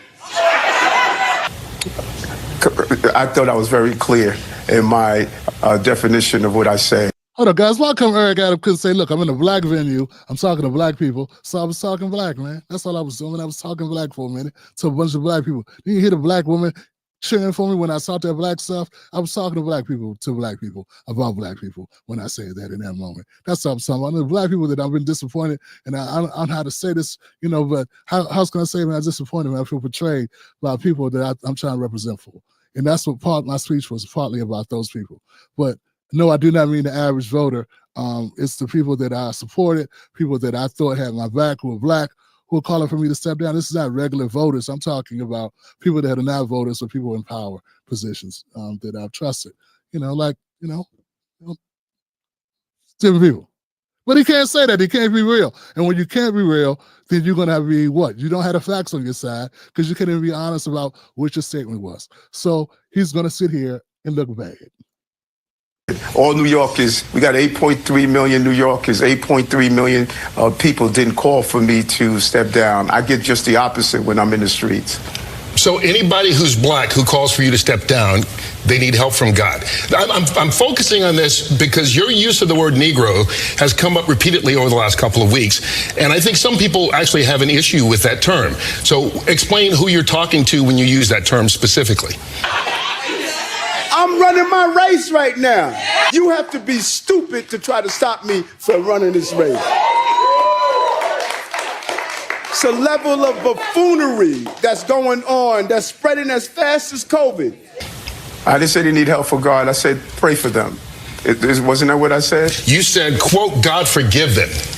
Exactly. Let's pray for them. And so let's focus on this for a moment. Isn't our democracy is based on who the people of the city elect? Why are we trying to disrupt and take the power away from the people of the city who elected me to be the mayor? And then ask the question, what have I done that we're going to usurp that power from the people? I have not been convicted of a crime. I've moved the city forward. I've done the job that New York has asked me to do. And so when you have those that are trying to usurp the power of the voting rights of the people, that is not democracy, and God forgive them. Well, you shouldn't be talking to the president. Well, I'm the mayor of the biggest city in America. I will talk to who I want to talk to bring services to your city. The latest poll that came out yesterday had you among Democrats at 10% support. Andrew Cuomo is not even in the race at 38% right now. When you look at the polling numbers, you can't get matching funds. What is your path forward to get reelected as mayor in your eyes? Us, we need help. Of course. Rent going up. Oh, the housing costs are insane. Hitting the streets in search of signatures in the race to replace Mayor Eric Adams. What are you looking for? Well, anyone but Eric Adams, first of all. The mayor still facing corruption charges and controversy about a Justice Department plan to dismiss his criminal case. This is going to be a long, competitive race, and I'm looking forward to it. I'm looking forward to showing how well we've done for the city and get our message out. That's what campaigning is like. No one that's running for mayor right now has ever won a mayor race but Eric Adams. Yeah, man, the problem with Mayor Adams here is he's got the support of Donald Trump, but that's not worth that much in New York, and I don't think Trump is going to save him. It may save him from the indictments, It may, well, not indictment, he got indicted. It may save him from, further litigation, I should say. But I don't know if it's going to save him from the polls. Because Hochul was talking about taking him out of his position. She could just force him out. Okay. We're not even talking about re-election. He's at 10%. And Cuomo's not even in it, he's at almost 40. So there is a Democratic socialist that's beating him right now. There's a Democratic socialist beating Eric Adams in the polling right now that I never heard of. He's doing pretty well. So that's there. It was in that piece there. But you know what got me, guys? And this is why I want to take things in a different direction. And this is one of the reasons why I think the show, as time goes on, and hopefully be able to do it for a much longer time, and that we're able to continue to do this, because we're going to bring up something. I want to bring up something that I think needs to be added. Most people would have just stopped there, because I am most people. And I think years ago, I would have just stopped there with Mayor Eric Adams. I just said, okay, that's enough I need to hear. He said the thing about the Negroes. It looked like, he said that, and then he did this, and this is this, and he's going to lose. It looks bad for him. And Trump, and that's the end of the commentary. Then I thought about it, guys. I said, you know what? Why was he in that room with black people saying these things about black people? They weren't supporting him. What was the impetus for this? What has he done? What has he done as they will give him the carte blanche? They will give him the juice, baby. You got the juice, Eric Adams. What do you do to get the juice to be able to go up there and make a statement like, black people should support me and pray for them if they don't? These Negroes. I said, there's got to be something. Is he just that flamboyant? Is he that tone deaf? What has he done for black Americans that he could say that? Well, let me tell you what he's done, Johnson. Since taking office in 2022, Mayor Eric Adams has prioritized economic equity by increasing opportunities for minority and women-owned businesses. It's called Minority and Women-Owned Business Enterprises, NWBEs. His administration has broke records in city contracting, launched major funding initiatives, and implemented policies to reduce financial barriers for minority entrepreneurs. Key accomplishments: record-breaking contracts, over $6.4 billion awarded fiscal year 24, with the highest ever 31.2% NWBE utilization rate. New York City Minority Business Guarantee Facility, a $50 million initiative expected to unlock $500 million in private construction lending, supporting 2,000 affordable housing units. I don't know how that helps us, but okay. First ever Chief Business Diversity Officer, Michael Garner, to eliminate disparities in city contracting. He gave somebody a job. He gave somebody black a job, Michael Garner. Okay? That's always nice. Sounds like Jamie Harrison getting the DNC slot. executive orders for MWBEs. He streamlined procurement processes and standardized data collection to track progress. I don't know what that is. I don't know if that's something to brag about. Okay, so he's doing his own calculations. They're going to be able to calculate things and be transparent. Okay. The NYC Future Fund, a $10 million loan fund helping early stage Black, Indigenous, and women-owned businesses secure financing. That sounds a lot like Mayor Eric Adams should have been saying. He should have been in the room saying, you white women too, and you indigenous people too, not just Negroes. He should have also been talking to white women because they get a lot of this. I mean, we all know, like we all know that when it comes to any type of set-aside programs like this, any type of earmarks, any type of anything by disenfranchisement or diversity, white women be at the top of that joint. Why is he not saying where the white women at? You know, like any other, where you from? Where you from? You know, where the white women's at? Why are you not saying that? Y'all need to support me, white women. I had your back. I'm the one put the money in your pocket. Instead, they got a white woman in the commercial on the video saying, anybody with Eric Adams. Affordable housing development, record-breaking 14,227 affordable homes financed in 2023. Many of them through MWBE developers. High contracting limits, working with state lawmakers to raise MWBE discretionary contract limits to $1.5 million. The bigger picture, Mayor Adams' efforts are part of his Rebuild, Renew, Reinvent economic recovery plan, integrating MWBEs into major projects like the $20 billion Kennedy Airport redevelopment, where his administration has made historic gains. Challenges remain in securing sustained funding and scaling those initiatives for long-term impact. Wow. Okay, so that's what Eric Adams has done. He thinks it's given him enough it bolsters and supports him. And it gives him the clarity, right? And gives him the connective tissue, the signal to the Black community. Like he's rooted and rooted in Blackness, and he's helping Black people. He's demonstrably helping Black people. So he's like, hey, I'm the one that's got your back. I'm doing these things. Here's the problem. These are not things that he can hang his hat on directly to the Black community. It's too many caveats in this. You are not Marion Barry. You're not Mayor Marion Barry, Eric Adams. No, you're not. I know we're in a different time. We're in a different time because people are so cowardly now. Okay, people choose for us to be in a different time. Recognize that. Mayor Eric Adams is not able to say, hey, when I was talking to a room of Black people, I was talking Blackness. I was talking about what I'm doing for Black people because he don't even want to admit he's doing anything for Black people. And he's not. He's doing something for minority, women-owned businesses, Black, Indigenous, and women-owned businesses. I don't know if you know that, but there's a lot of different color women. It's a lot of different type of women, especially in New York. So, yeah.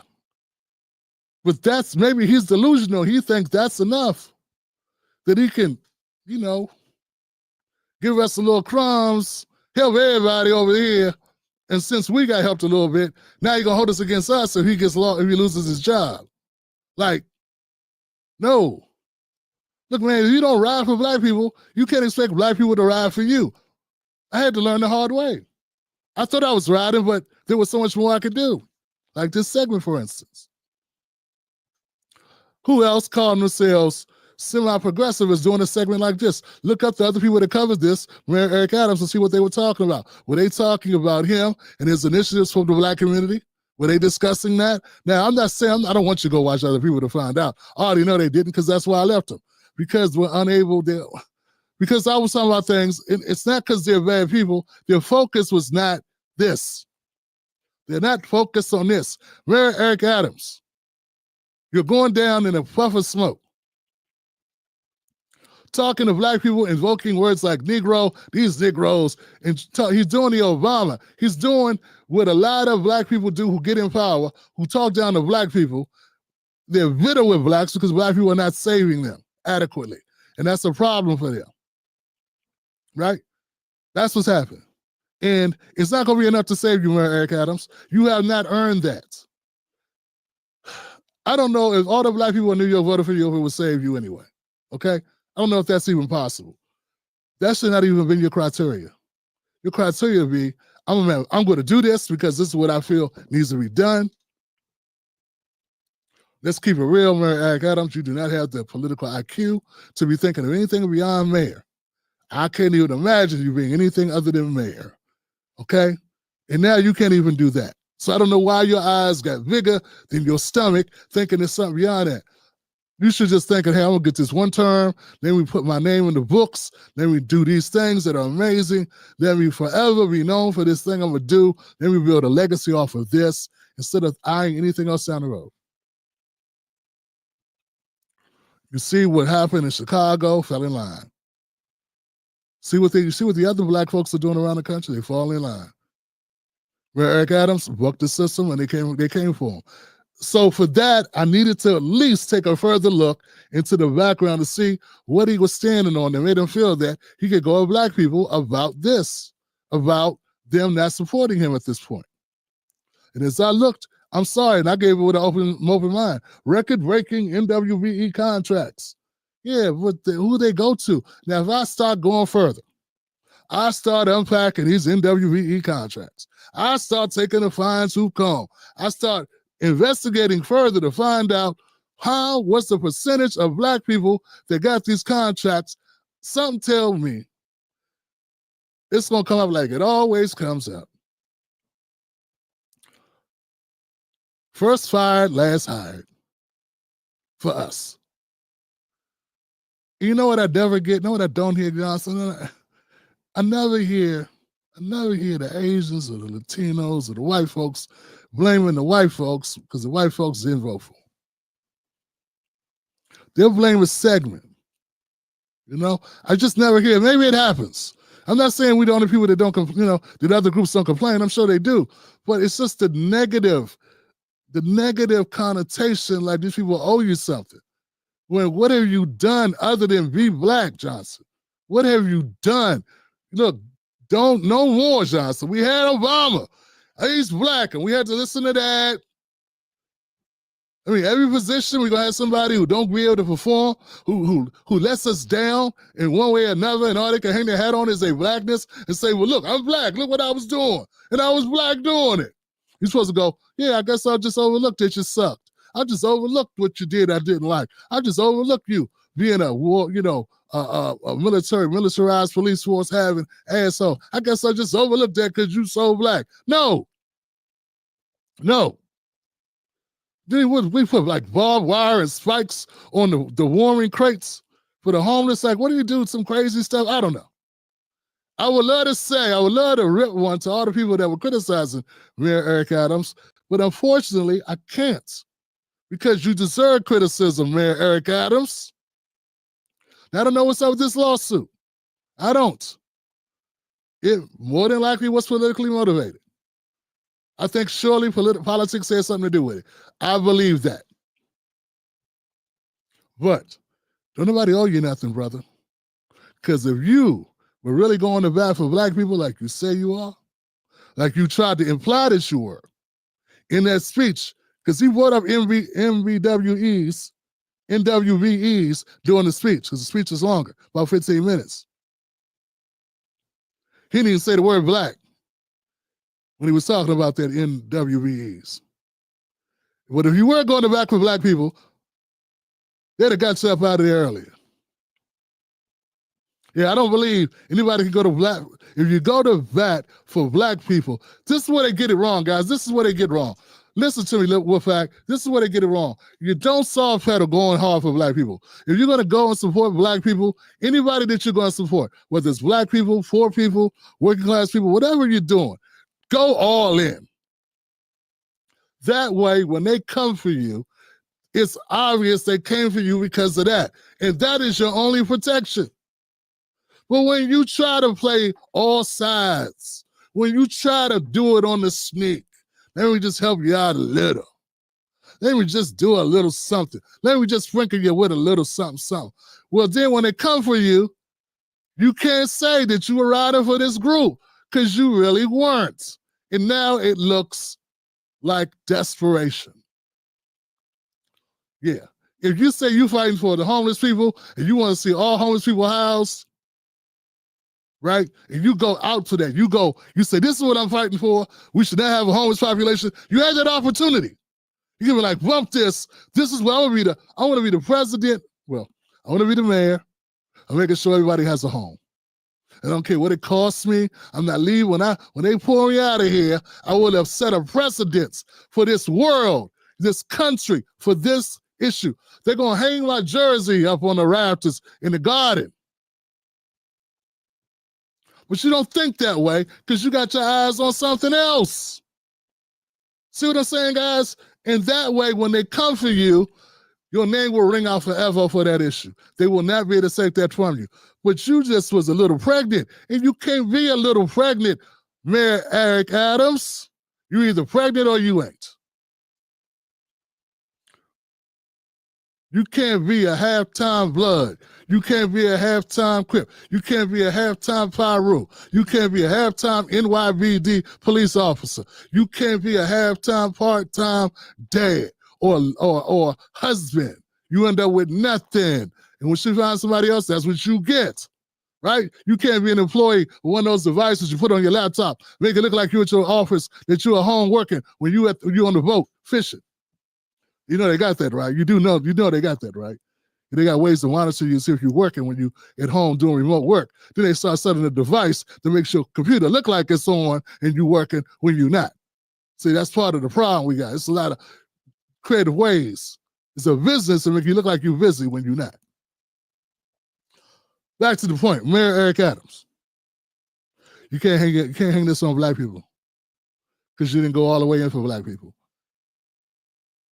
If you want to say, hey, I'm gonna be here, you know what?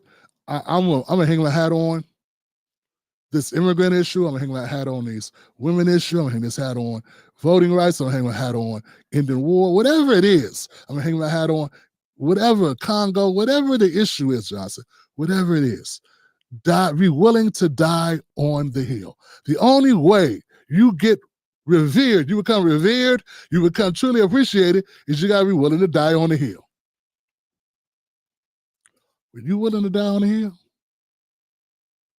Or did you just do enough to keep people off your ass? That's a difference. That's the difference. And I think that will be the tell of it, Johnson. That will be exactly what did you in, will be the story of you. That will be the story of you. That will be the story of you. It's a cautionary tale, actually. So no, Eric Adams, you did not do so much that people should be ashamed of themselves because of the greatness of Mayor Eric Adams. And no, sir, we have seen black people do a lot of things. Man, I ran a whole series of Black History Month accomplishments for black people. No, Mayor Eric Adams, you being a mayor is not the biggest accomplishment a black person could ever achieve. How dare you put yourself anywhere near that line, sir?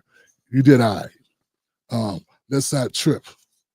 We ain't gonna put you on Mount Rushmore just yet. You know what I'm saying? You ain't up there just yet. All right. You ain't George Washington Carver just yet, my brother. I'm sorry. That ain't happened yet. Okay. All right, guys. Let's give me a like for that one if you appreciate that. If you appreciate that.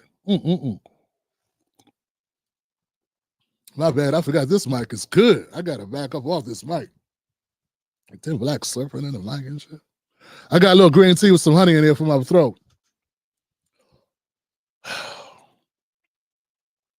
Let's go to Joy Reid, people. Can I go to Joy Reid? Let's go to Joy Reid. I got a Jasmine Crockett segment. I can't keep y'all to 1 o'clock, man. I feel wrong. I can't keep you to 1. I'm going to keep you to 1 by doing this. That's one thing I can't do. Jasmine Crockett. Give me a 1 up for Jasmine Crockett. Give me a 2 for Joy Reid. We're going to pick and choose. I recently did Jasmine Crockett. I want to do Joy Reid because I think it needs to be done, okay? You know what I'm saying? I think we need to do that. Okay. Let's do Joy Reid. I'm sorry. I shouldn't have done the poll because I already know I'm gonna do Joy Reid. I would do Jasmine Crockett tomorrow. I can't do everybody at one time. Okay. Well, we want to do this. I want to thank everybody for tuning in. Remember, this is the Tim Black Show. We do this every day except Tuesdays and Sundays. We're here 5 days a week live, about 2 hours, sometimes longer, like tonight. I got the best community of people. Got big hearts, they're generous, smart, little crazy like me.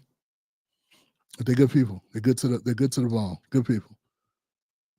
And I appreciate y'all. Let's do this, man. Let's go with Joy Reid. Joy Reid gets the boot. Joy Reid gets the boot, Johnson. After how many years? 5 years, I think it is, on the show. MSC cancels Joy Reid as part of a major shakeup. And let's be real, this ain't just a regular programming issue. This is a sign that corporate media is making moves due to the Trump era being reconvened.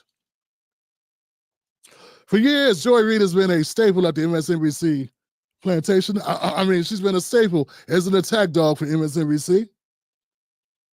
She pushed Democrats' talking points, no matter how ridiculous, no matter how frivolous, no matter how inaccurate, she pushed them like a good soldier. But now, even her own network is done with her. So why? Let's break it down. Her show, The Reid Out, lost 28% of its audience in just 1 year, down to under 1 million viewers per night. That's a free fall for cable news. People aren't buying what she's selling anymore. Even MSNBC's viewers are over the doomsday Trump fear-mongering. They're not even tuned into it. In fact, they're tuned out to it. I heard Stephen A. Smith go on the show and say the ratings were down 47%. Jesus, I thought it was 28. He said 47. If you down 47%, is there anything to talk about, really? Is there anything to talk about, really? Folks, let's go to the clip of Joy Reid talking about the ending of her career or her time with MSNBC.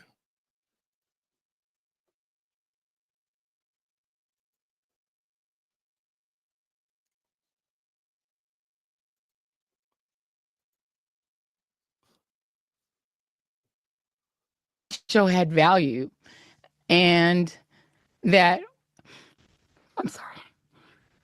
that what I was doing had value.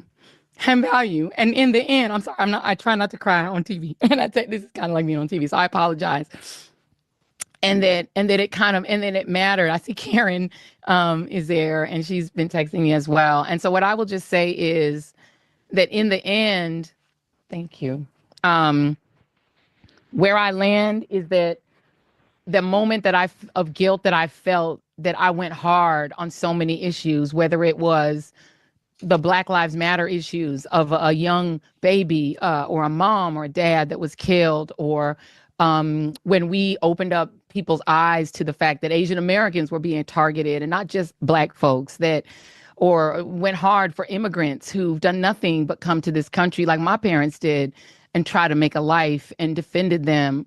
Or whether we've talked about what the president is doing that is subversive to the Constitution, that is injurious to our liberty, defending books that people find inconvenient, that Nicole Hannah-Jones put into our spirit, that we need to understand 1619 as the real founding of this country, whether it's talking about any of these issues, and yes, whether it's talking about Gaza and the fact that we as the American people have a right to object, to little babies being bombed. And where I come down on that is I'm not sorry. I am not sorry that I stood up for those things, because those things are of God. And I'm a church girl too, and those are the things that I was taught were of God. And so, okay, Joy Reid threw everything against the wall here to try to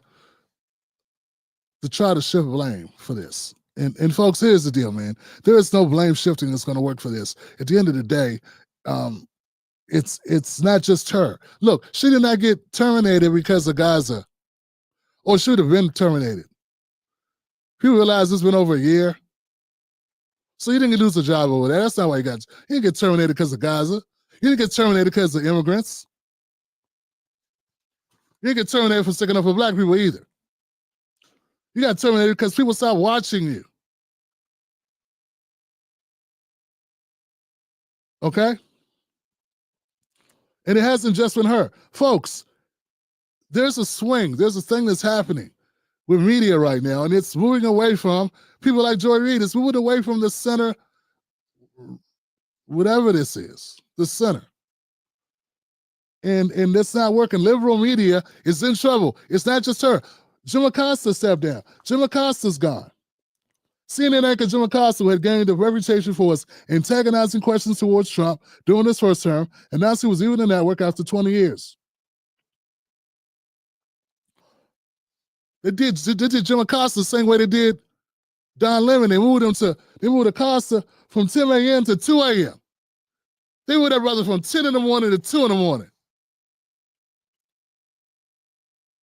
Damn, you won't leave. You won't leave. What do we got to do to him? I don't know. Put him in the back. Put his desk against the wall. Turn it against the wall. Make him look at the wallpaper. Jesus, what we got to do to this guy? We shamed him. He's sitting at the table, filing his nails, reading his magazines,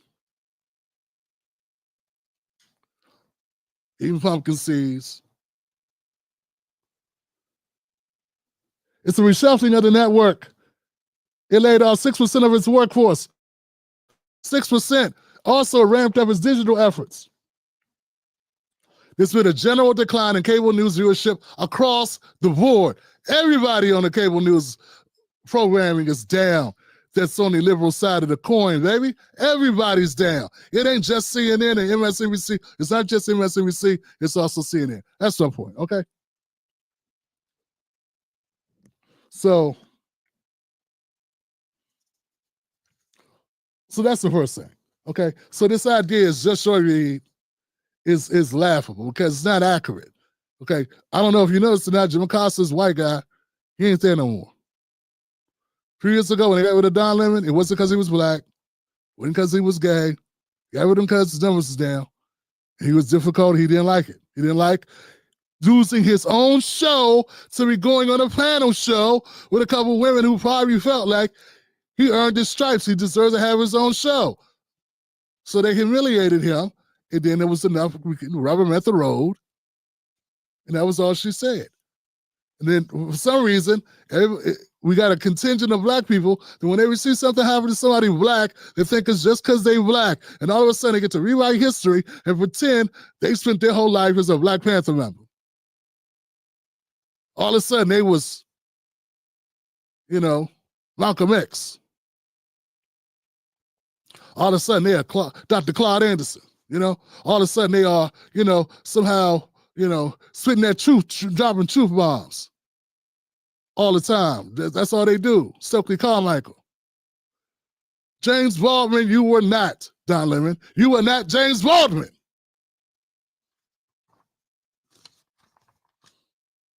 We would have told you. But we got people that believe they are because we are so hungry for people to actually fight on our behalf that we will anoint anybody with a tan.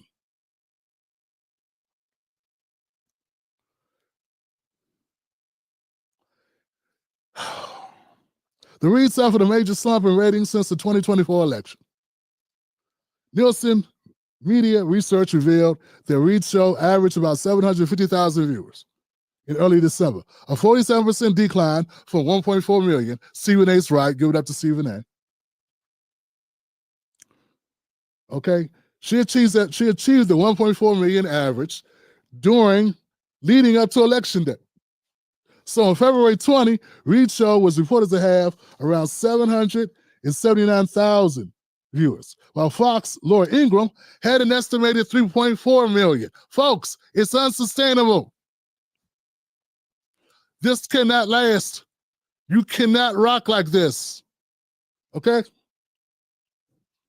In January, Reid called Trump an insurrectionist over his alleged role in the January 6, 2021 attack on the Capitol, while describing his return to the White House as an eventual violent transfer of power. Reid posted a video on TikTok in July urging Democrats to support President Joe Biden's re-election campaign to keep Hitler out of the White House. Keep Hitler out of the White House. This is the rhetoric. Listen, this is what happened. And look, I've been through this myself. When you created an audience with a certain brand and things don't work, you can become vicious You become vicious, and that only makes things worse because nobody wants to watch vicious unless you're going after the power structure, unless you're going after the powerful.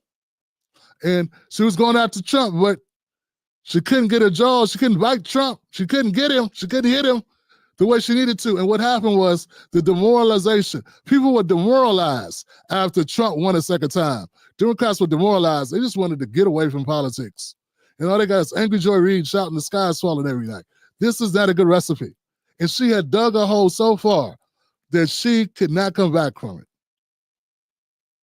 There was no coming back to her senses. There was no evening out of her message. It get worse and worse. Numbers are getting lower and lower and lower. And at what point do you say, hey, you know what? She ain't going to turn the corner on this. You think they wanted to get rid of her?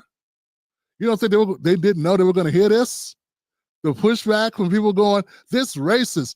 No, that's all Reid talked about is race. Every segment has something to do with Trump being a racist. But she would never call out racism in the Democratic Party or call out racism at her own network. She wouldn't do that. I don't remember doing it. She'll probably do it now. Don't matter now, does it? Anybody can talk about the jobs after they left. You know what they used to do? You know what they used to do to the food in the walk-in? In Popeyes, they used to leave the walk-in food in there for too long, man. I seen them do it. I got a video on my channel. Guy formerly worked at, I think it was the Golden Corral or something. We filmed like the food being left out.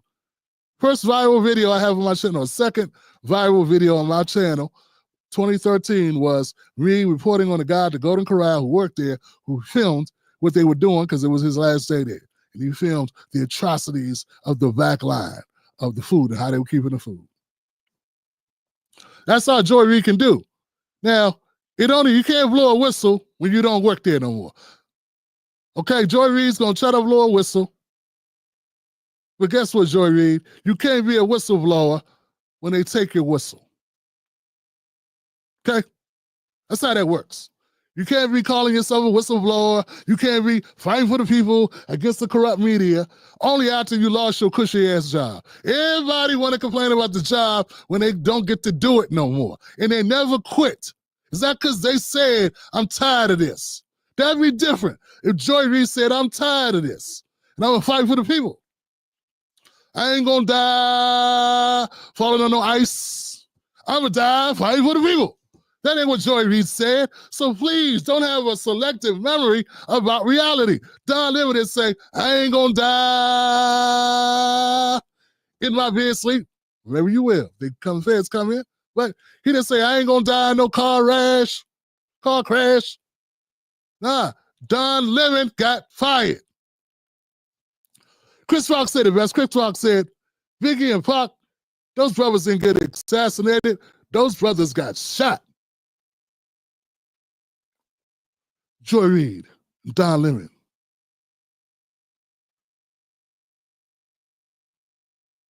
They got shot. They didn't get assassinated.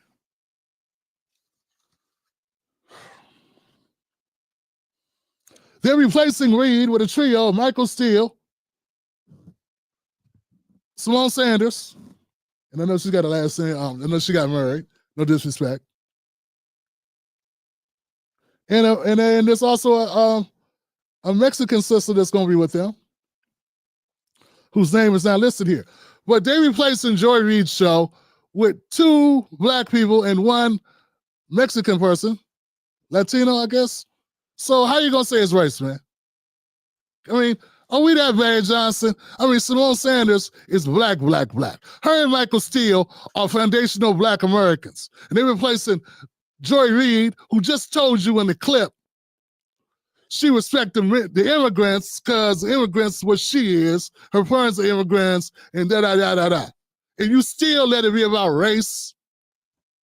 Y'all still, that's what we're using? She just said, do I got to rewind it? I don't know. Maybe we should rewind it, Tim, because maybe some people weren't paying attention. Maybe that's why they want to make her pariah.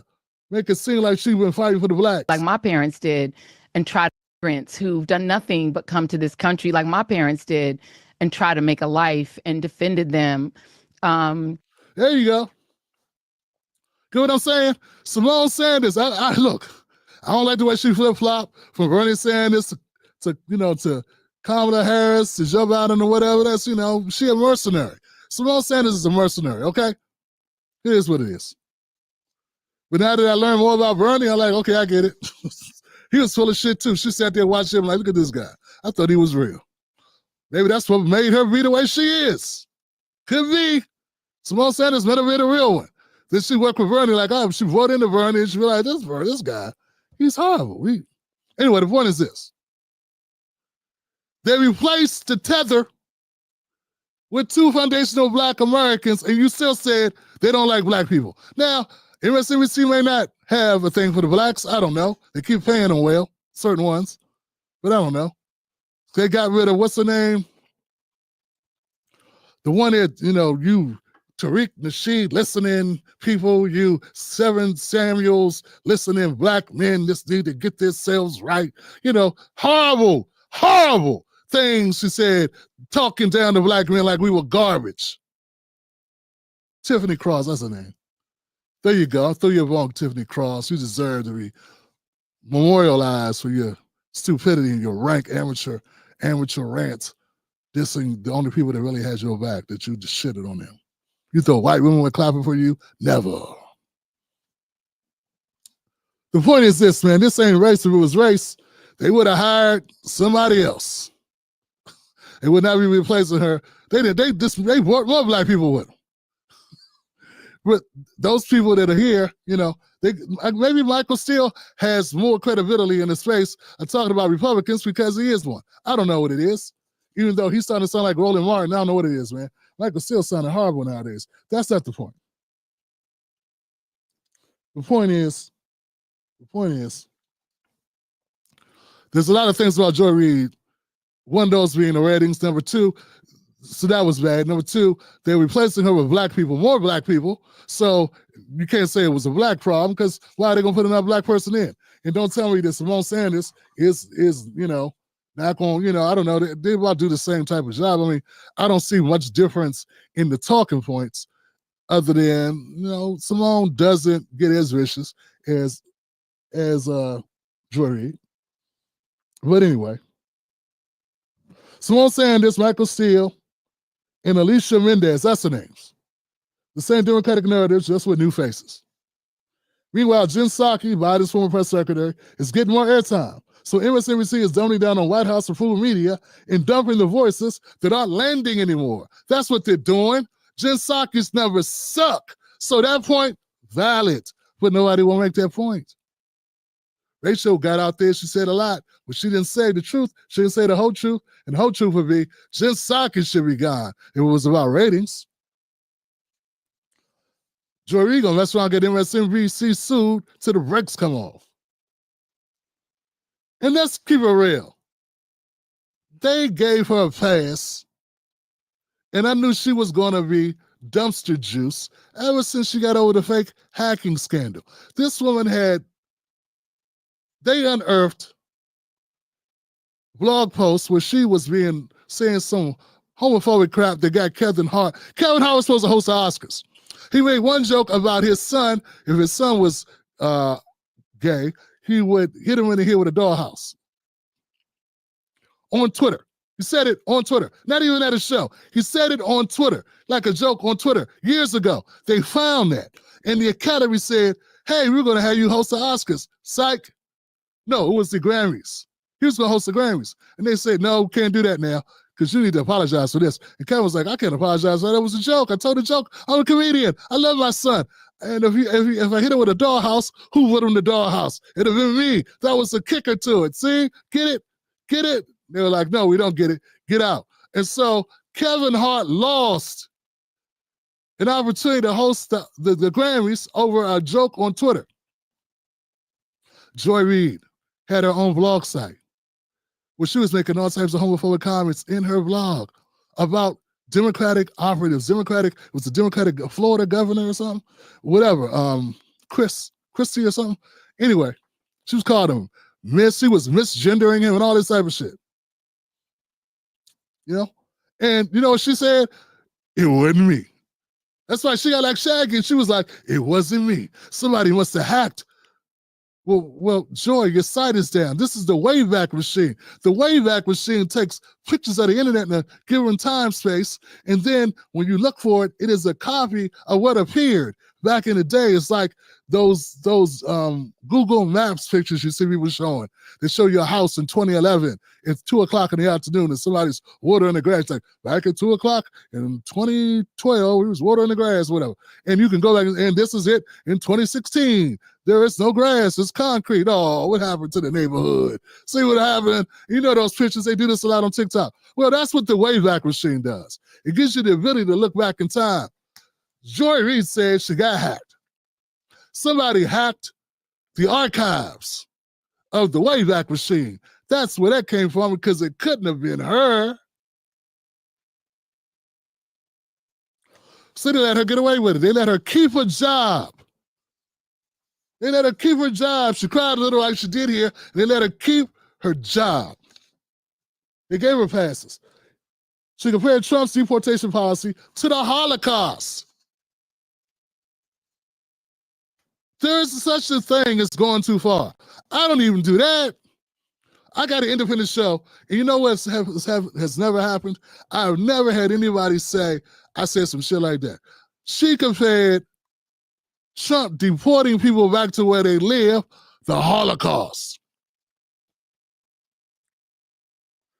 MSNBC barely reacted.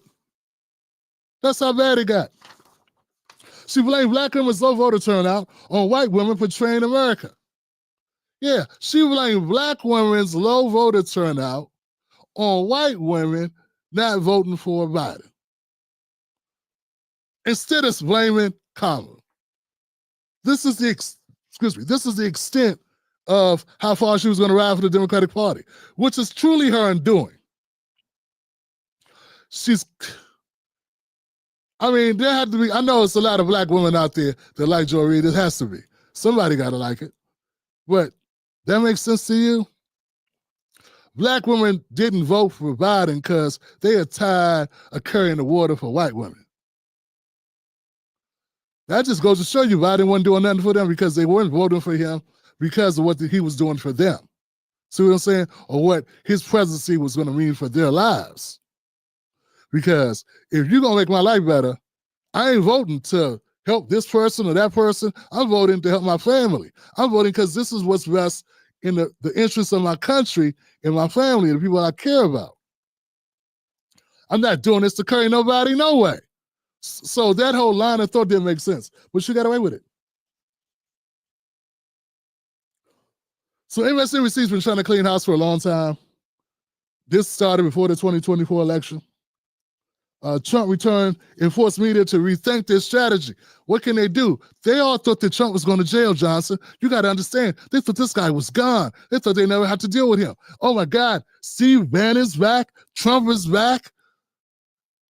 Who knew? MSNBC is preparing for the Comcast spinoff. They're worried about losing NBC News as a resource, so they're cutting what's not working. If Reid's show had been doing well, trust me, they would not be canceling it. So where will Joy go now?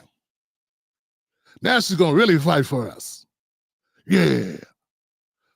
She's going to do that same one thing where we talk about all the problems black people got. And then just when it's just about time to blame the Democratic Party, she's going to pull up and find a way to blame Trump. Just like Don Lemon does every night.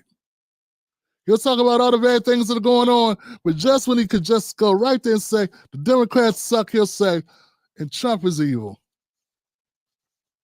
And somehow he'll blame Megyn Kelly. Yeah. As if Megyn Kelly let Joy Reid have it. And look, but I know for a fact, I got a feeling. Now, I don't know for a fact, but I got a feeling that when Megyn Kelly lost her gigs, because Megyn Kelly went Fox News, MSNBC, to her own stuff, or the Blaze, or whatever that is, I got a feeling Joy Reid said something. Or she laughed.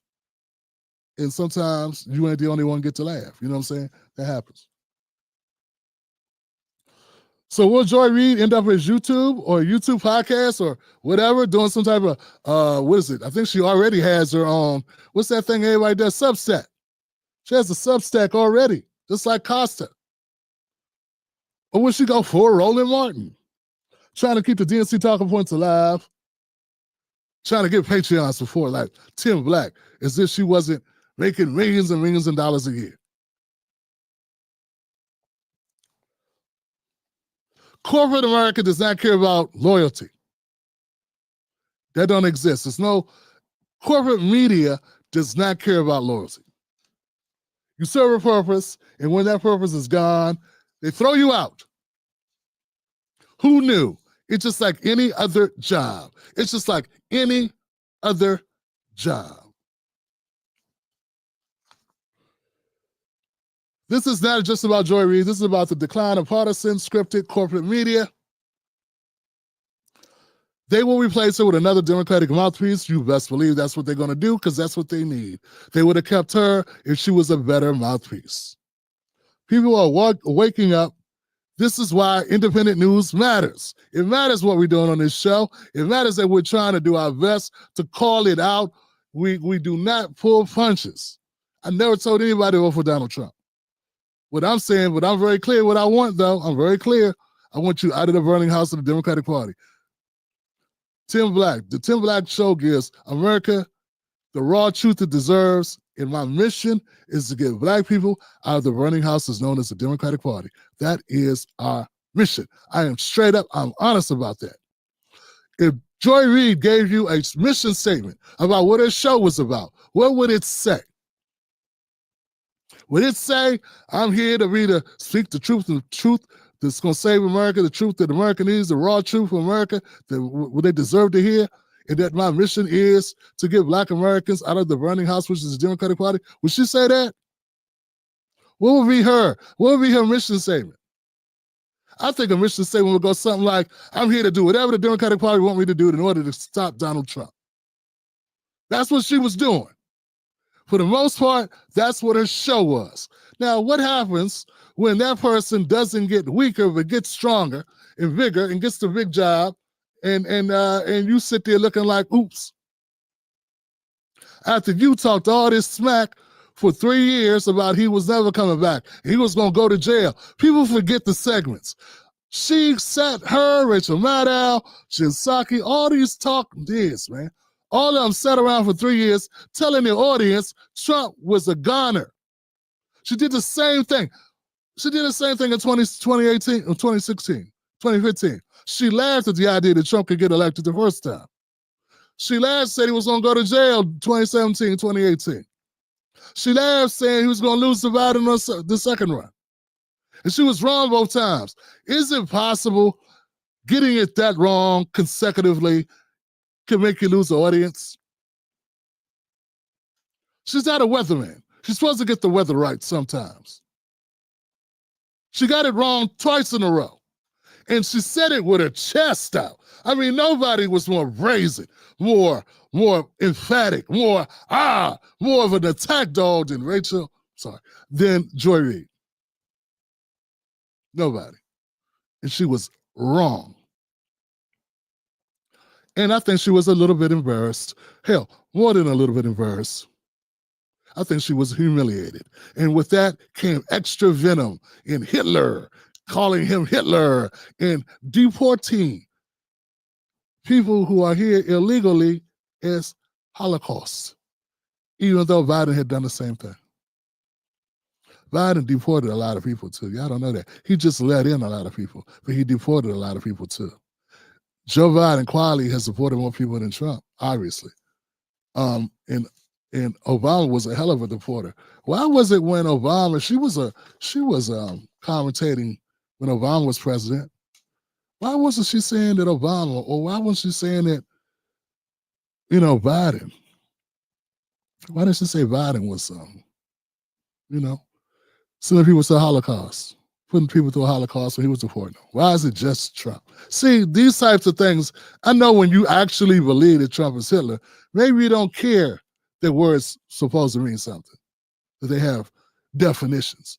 But I think it matters. And at the end of the day, to try to wrap that in, the first thing she said was, what'd she say, folks?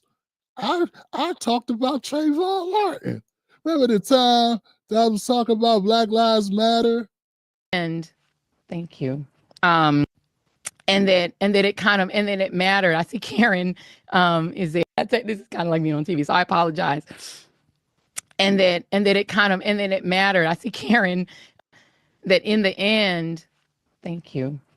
Is that I went hard on so many issues, whether it was the Black Lives Matter issues of a young baby or a mom or a dad that was killed, or when we opened up people's eyes to the fact that Asian Americans were being targeted and not. Yeah, but, Asian Americans got targeted for like 2 weeks.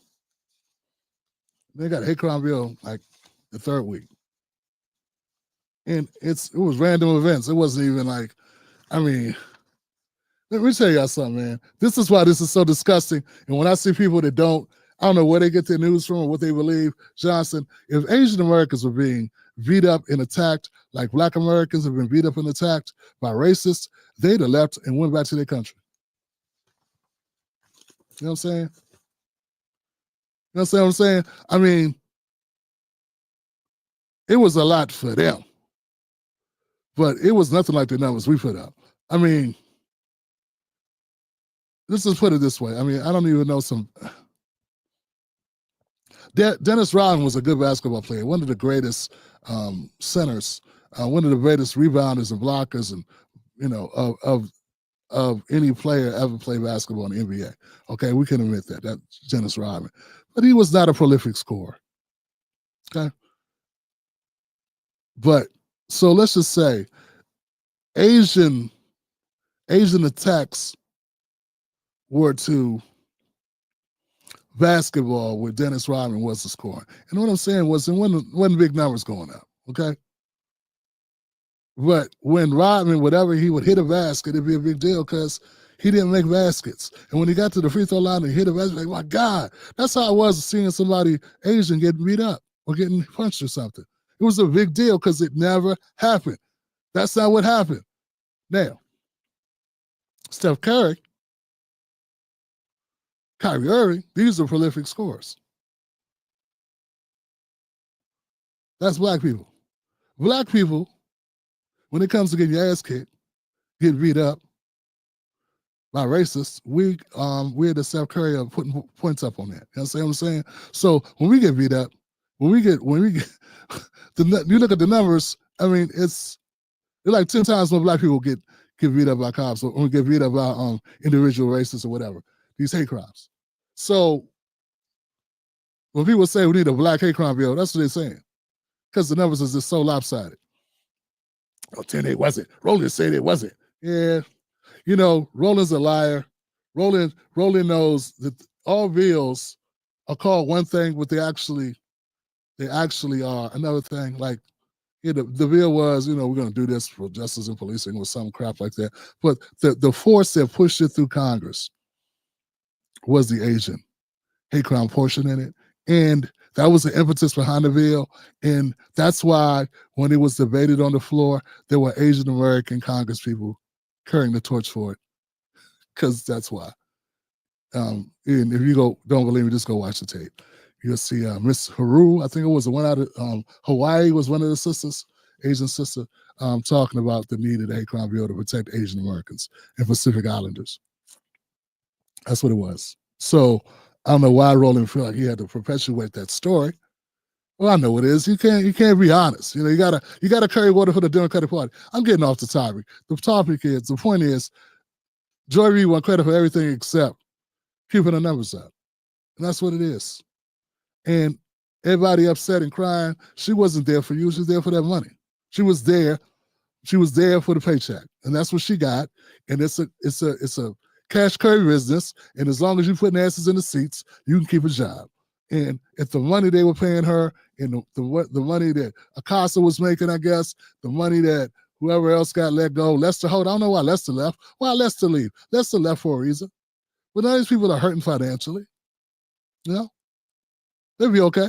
It's our broke asses I'm worried about. I'm worried about you and I. I'm worried about what I'm going to do if I can't do this show. You know, I'm worried about what you're going to do if you hurt your foot tomorrow. If you blow your back out, if you ain't got insurance. What you going to do?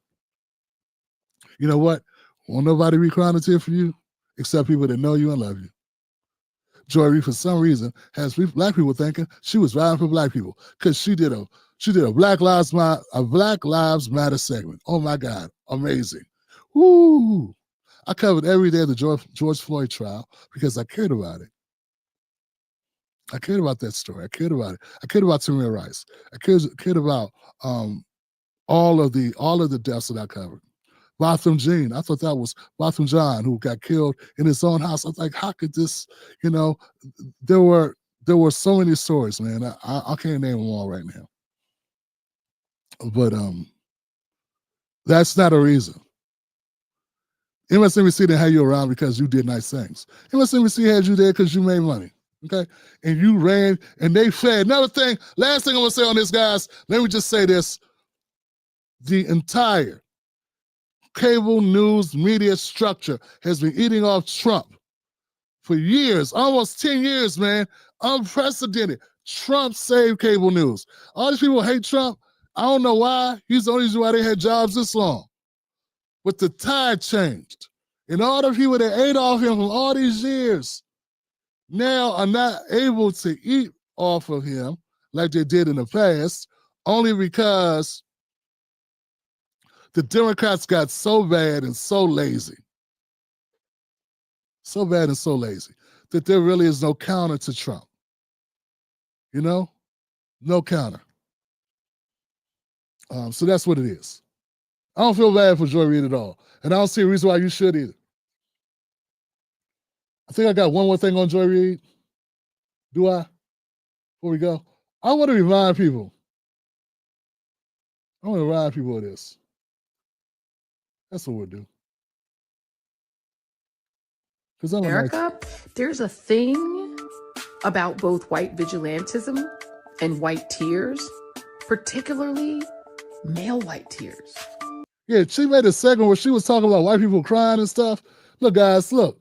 I don't want to play it because she got some weird music in it. Somebody made it. I don't know who made it with the music. I ain't trying to get a copyright thing on it. But I'll say this, man.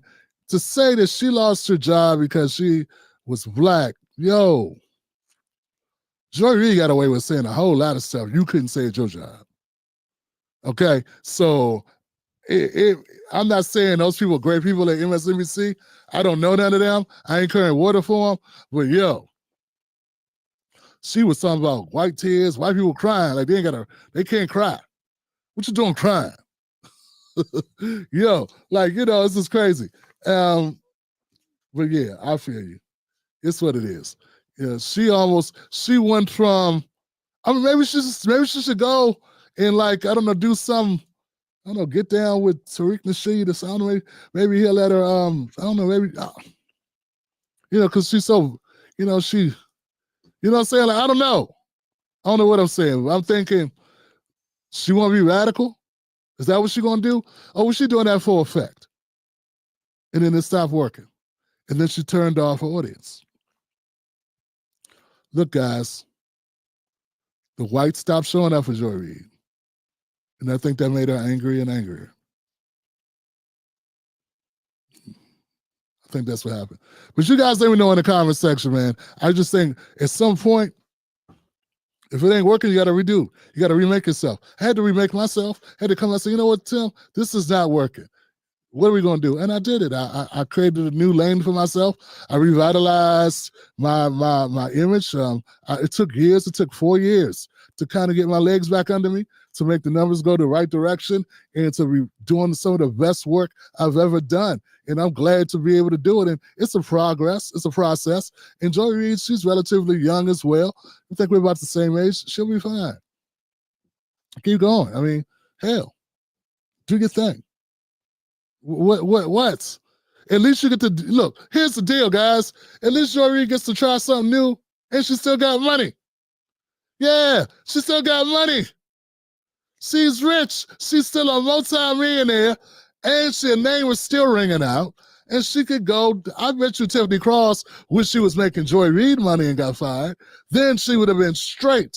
You know, Joy Reid can probably pick where she wants to go within reason. There's got to be some programs that want her. Yeah, her name, she's done enough favors. She's still got the new car smell on her from her show, and she's got the cachet with a lot of people. I'm sure she's going to be fine. Like I said, it's you and I that I'm concerned with. We're the ones who are not going to be able to just flip the switch. Okay? That's all I got, guys. I got to keep something in the tank for tomorrow. I want to thank you so much for having me back into your tablet, your smartphone, your TV, your projector, wherever you got me at. I want to thank y'all so much for watching Tim Black Show. If things are going well, we'll do this again tomorrow. Let's go to the comment section, fam, and see what we got. It's been a minute, man. I didn't check, but I definitely want to go here and see what's happening, man. I'm sure people got some things they want to say, man. I want to thank y'all preemptively for this. I couldn't look at it and do the show, so I did not look at comments during the show because I want to stay on point. Oh, it was a good show. Let's go. D joined us. What's up, D? How you doing, D? Thank you. Mama says, go get a mug, Johnson. Go to timblackmug.com, timblackmug.com. Pick up your legacy mug. Politics for the people, not for anybody else. Not politics for the Republicans, not politics for Trump, not politics for the Democrats. Politics for the people. You understand what I'm saying? That's what I'm striving to do. Politics for the people. And it's okay to say, Tim, disagree with me, and look, we ain't got to agree all the time, but just know I'm a human being, I make mistakes, but I seriously want to do politics for the people. That's what I want to do. And hopefully I can get better and better and better and better. Okay. Megs gave some happy Tim Black viewer a membership. Thank you, Megs. And Cherie gave me a super sticker. Thank you, Cherie. Appreciate you. Same thing to Anwar. Thank you, Anwar. I appreciate you. Damn. What's up, baby? I'm okay, dog. Blessings to you and your fam. You got this and we got you. There's no wolf pack without the lead wolf. Take your time. We'll be here always. Thanks, fam. Appreciate you. Black Mamba, this too shall pass. Yes. Megs gave out 5 more memberships. Megs, look at you. The Revelator. Take it one day at a time, Tim. Jim Ross from AEW has it. What? He's still working. Just a minor adjustment for you on your way to healing. Thank you, brother. Now the gym's got MDs, Musk derangement. Yes, they do.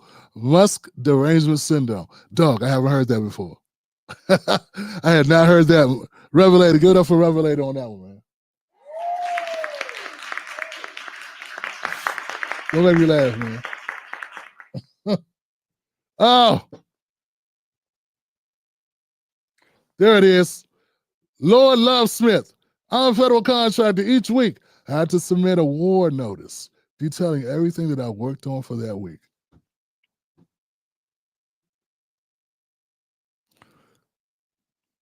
It's like your sharecropping, ain't it? It's like picking cotton, ain't it? Hey, man, I'm not saying it's a beautiful thing to have to do that, but I'm saying it's standard. It's standard.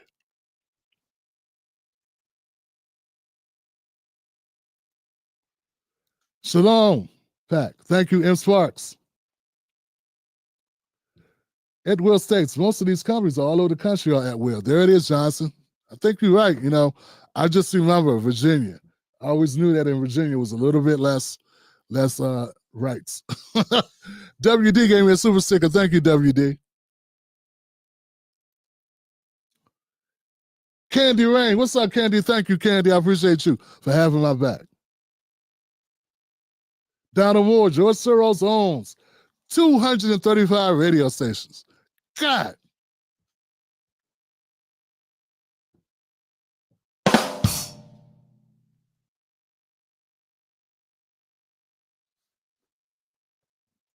Third party. Super sticker from Trust No Party. What? Trust No Party. Trust. Thank you, Trust. Thank you for supporting this show, man. I appreciate you. Oz came back. If you hit the likes tonight, you'll not lose your cornbread and not fall for the banana in the tailpipe. It's free. It works for me. Thank you, Iron Man Oz. Did we get to 400 tonight? I hope we did, Johnson.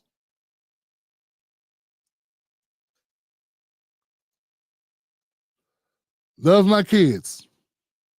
Love that name, love my kids. Thank you for the super sticker.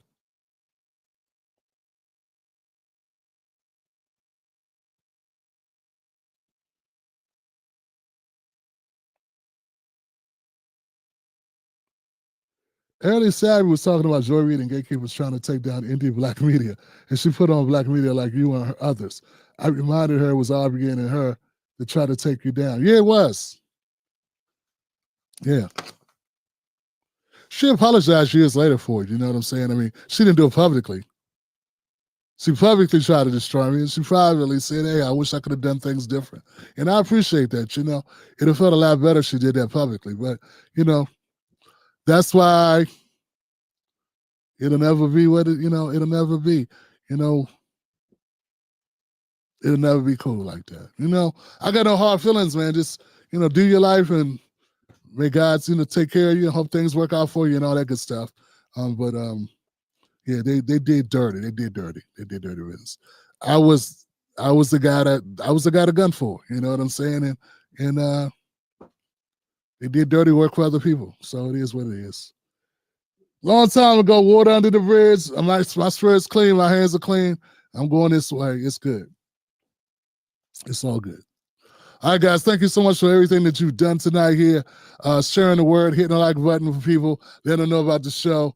Hopefully we'll be back tomorrow to kick some more butts. It is now Friday. Yeah. I'll be here tomorrow. Rest up a little bit, take some more medicine, and I'll see you on the next one. My name is Tim Black. I love you. Got nothing but love for you. Remember, don't let anybody take your cornbread. And remember, you and I, we are built for this. We are built for this. Whatever it is you got to tackle, whatever the obstacle, whatever road you got to climb, whatever hill you got to take, you are built for it, Johnson. You've done bigger things with less and had to achieve more. And there was more on the line. And somehow you found a way. You can do it. I can do it. We do it. It's in our DNA. You are built for this. All right. And yeah, I like that saying. That's going to go on a t-shirt. You're built for this. All right, Johnson, I got you. Look, guys, I'm going to go upstairs. I'm going to kiss my ladies. I know they're in bed. I'm going to make sure they're sleeping tight. And where are my ladies at? You know. Well, damn. There they go.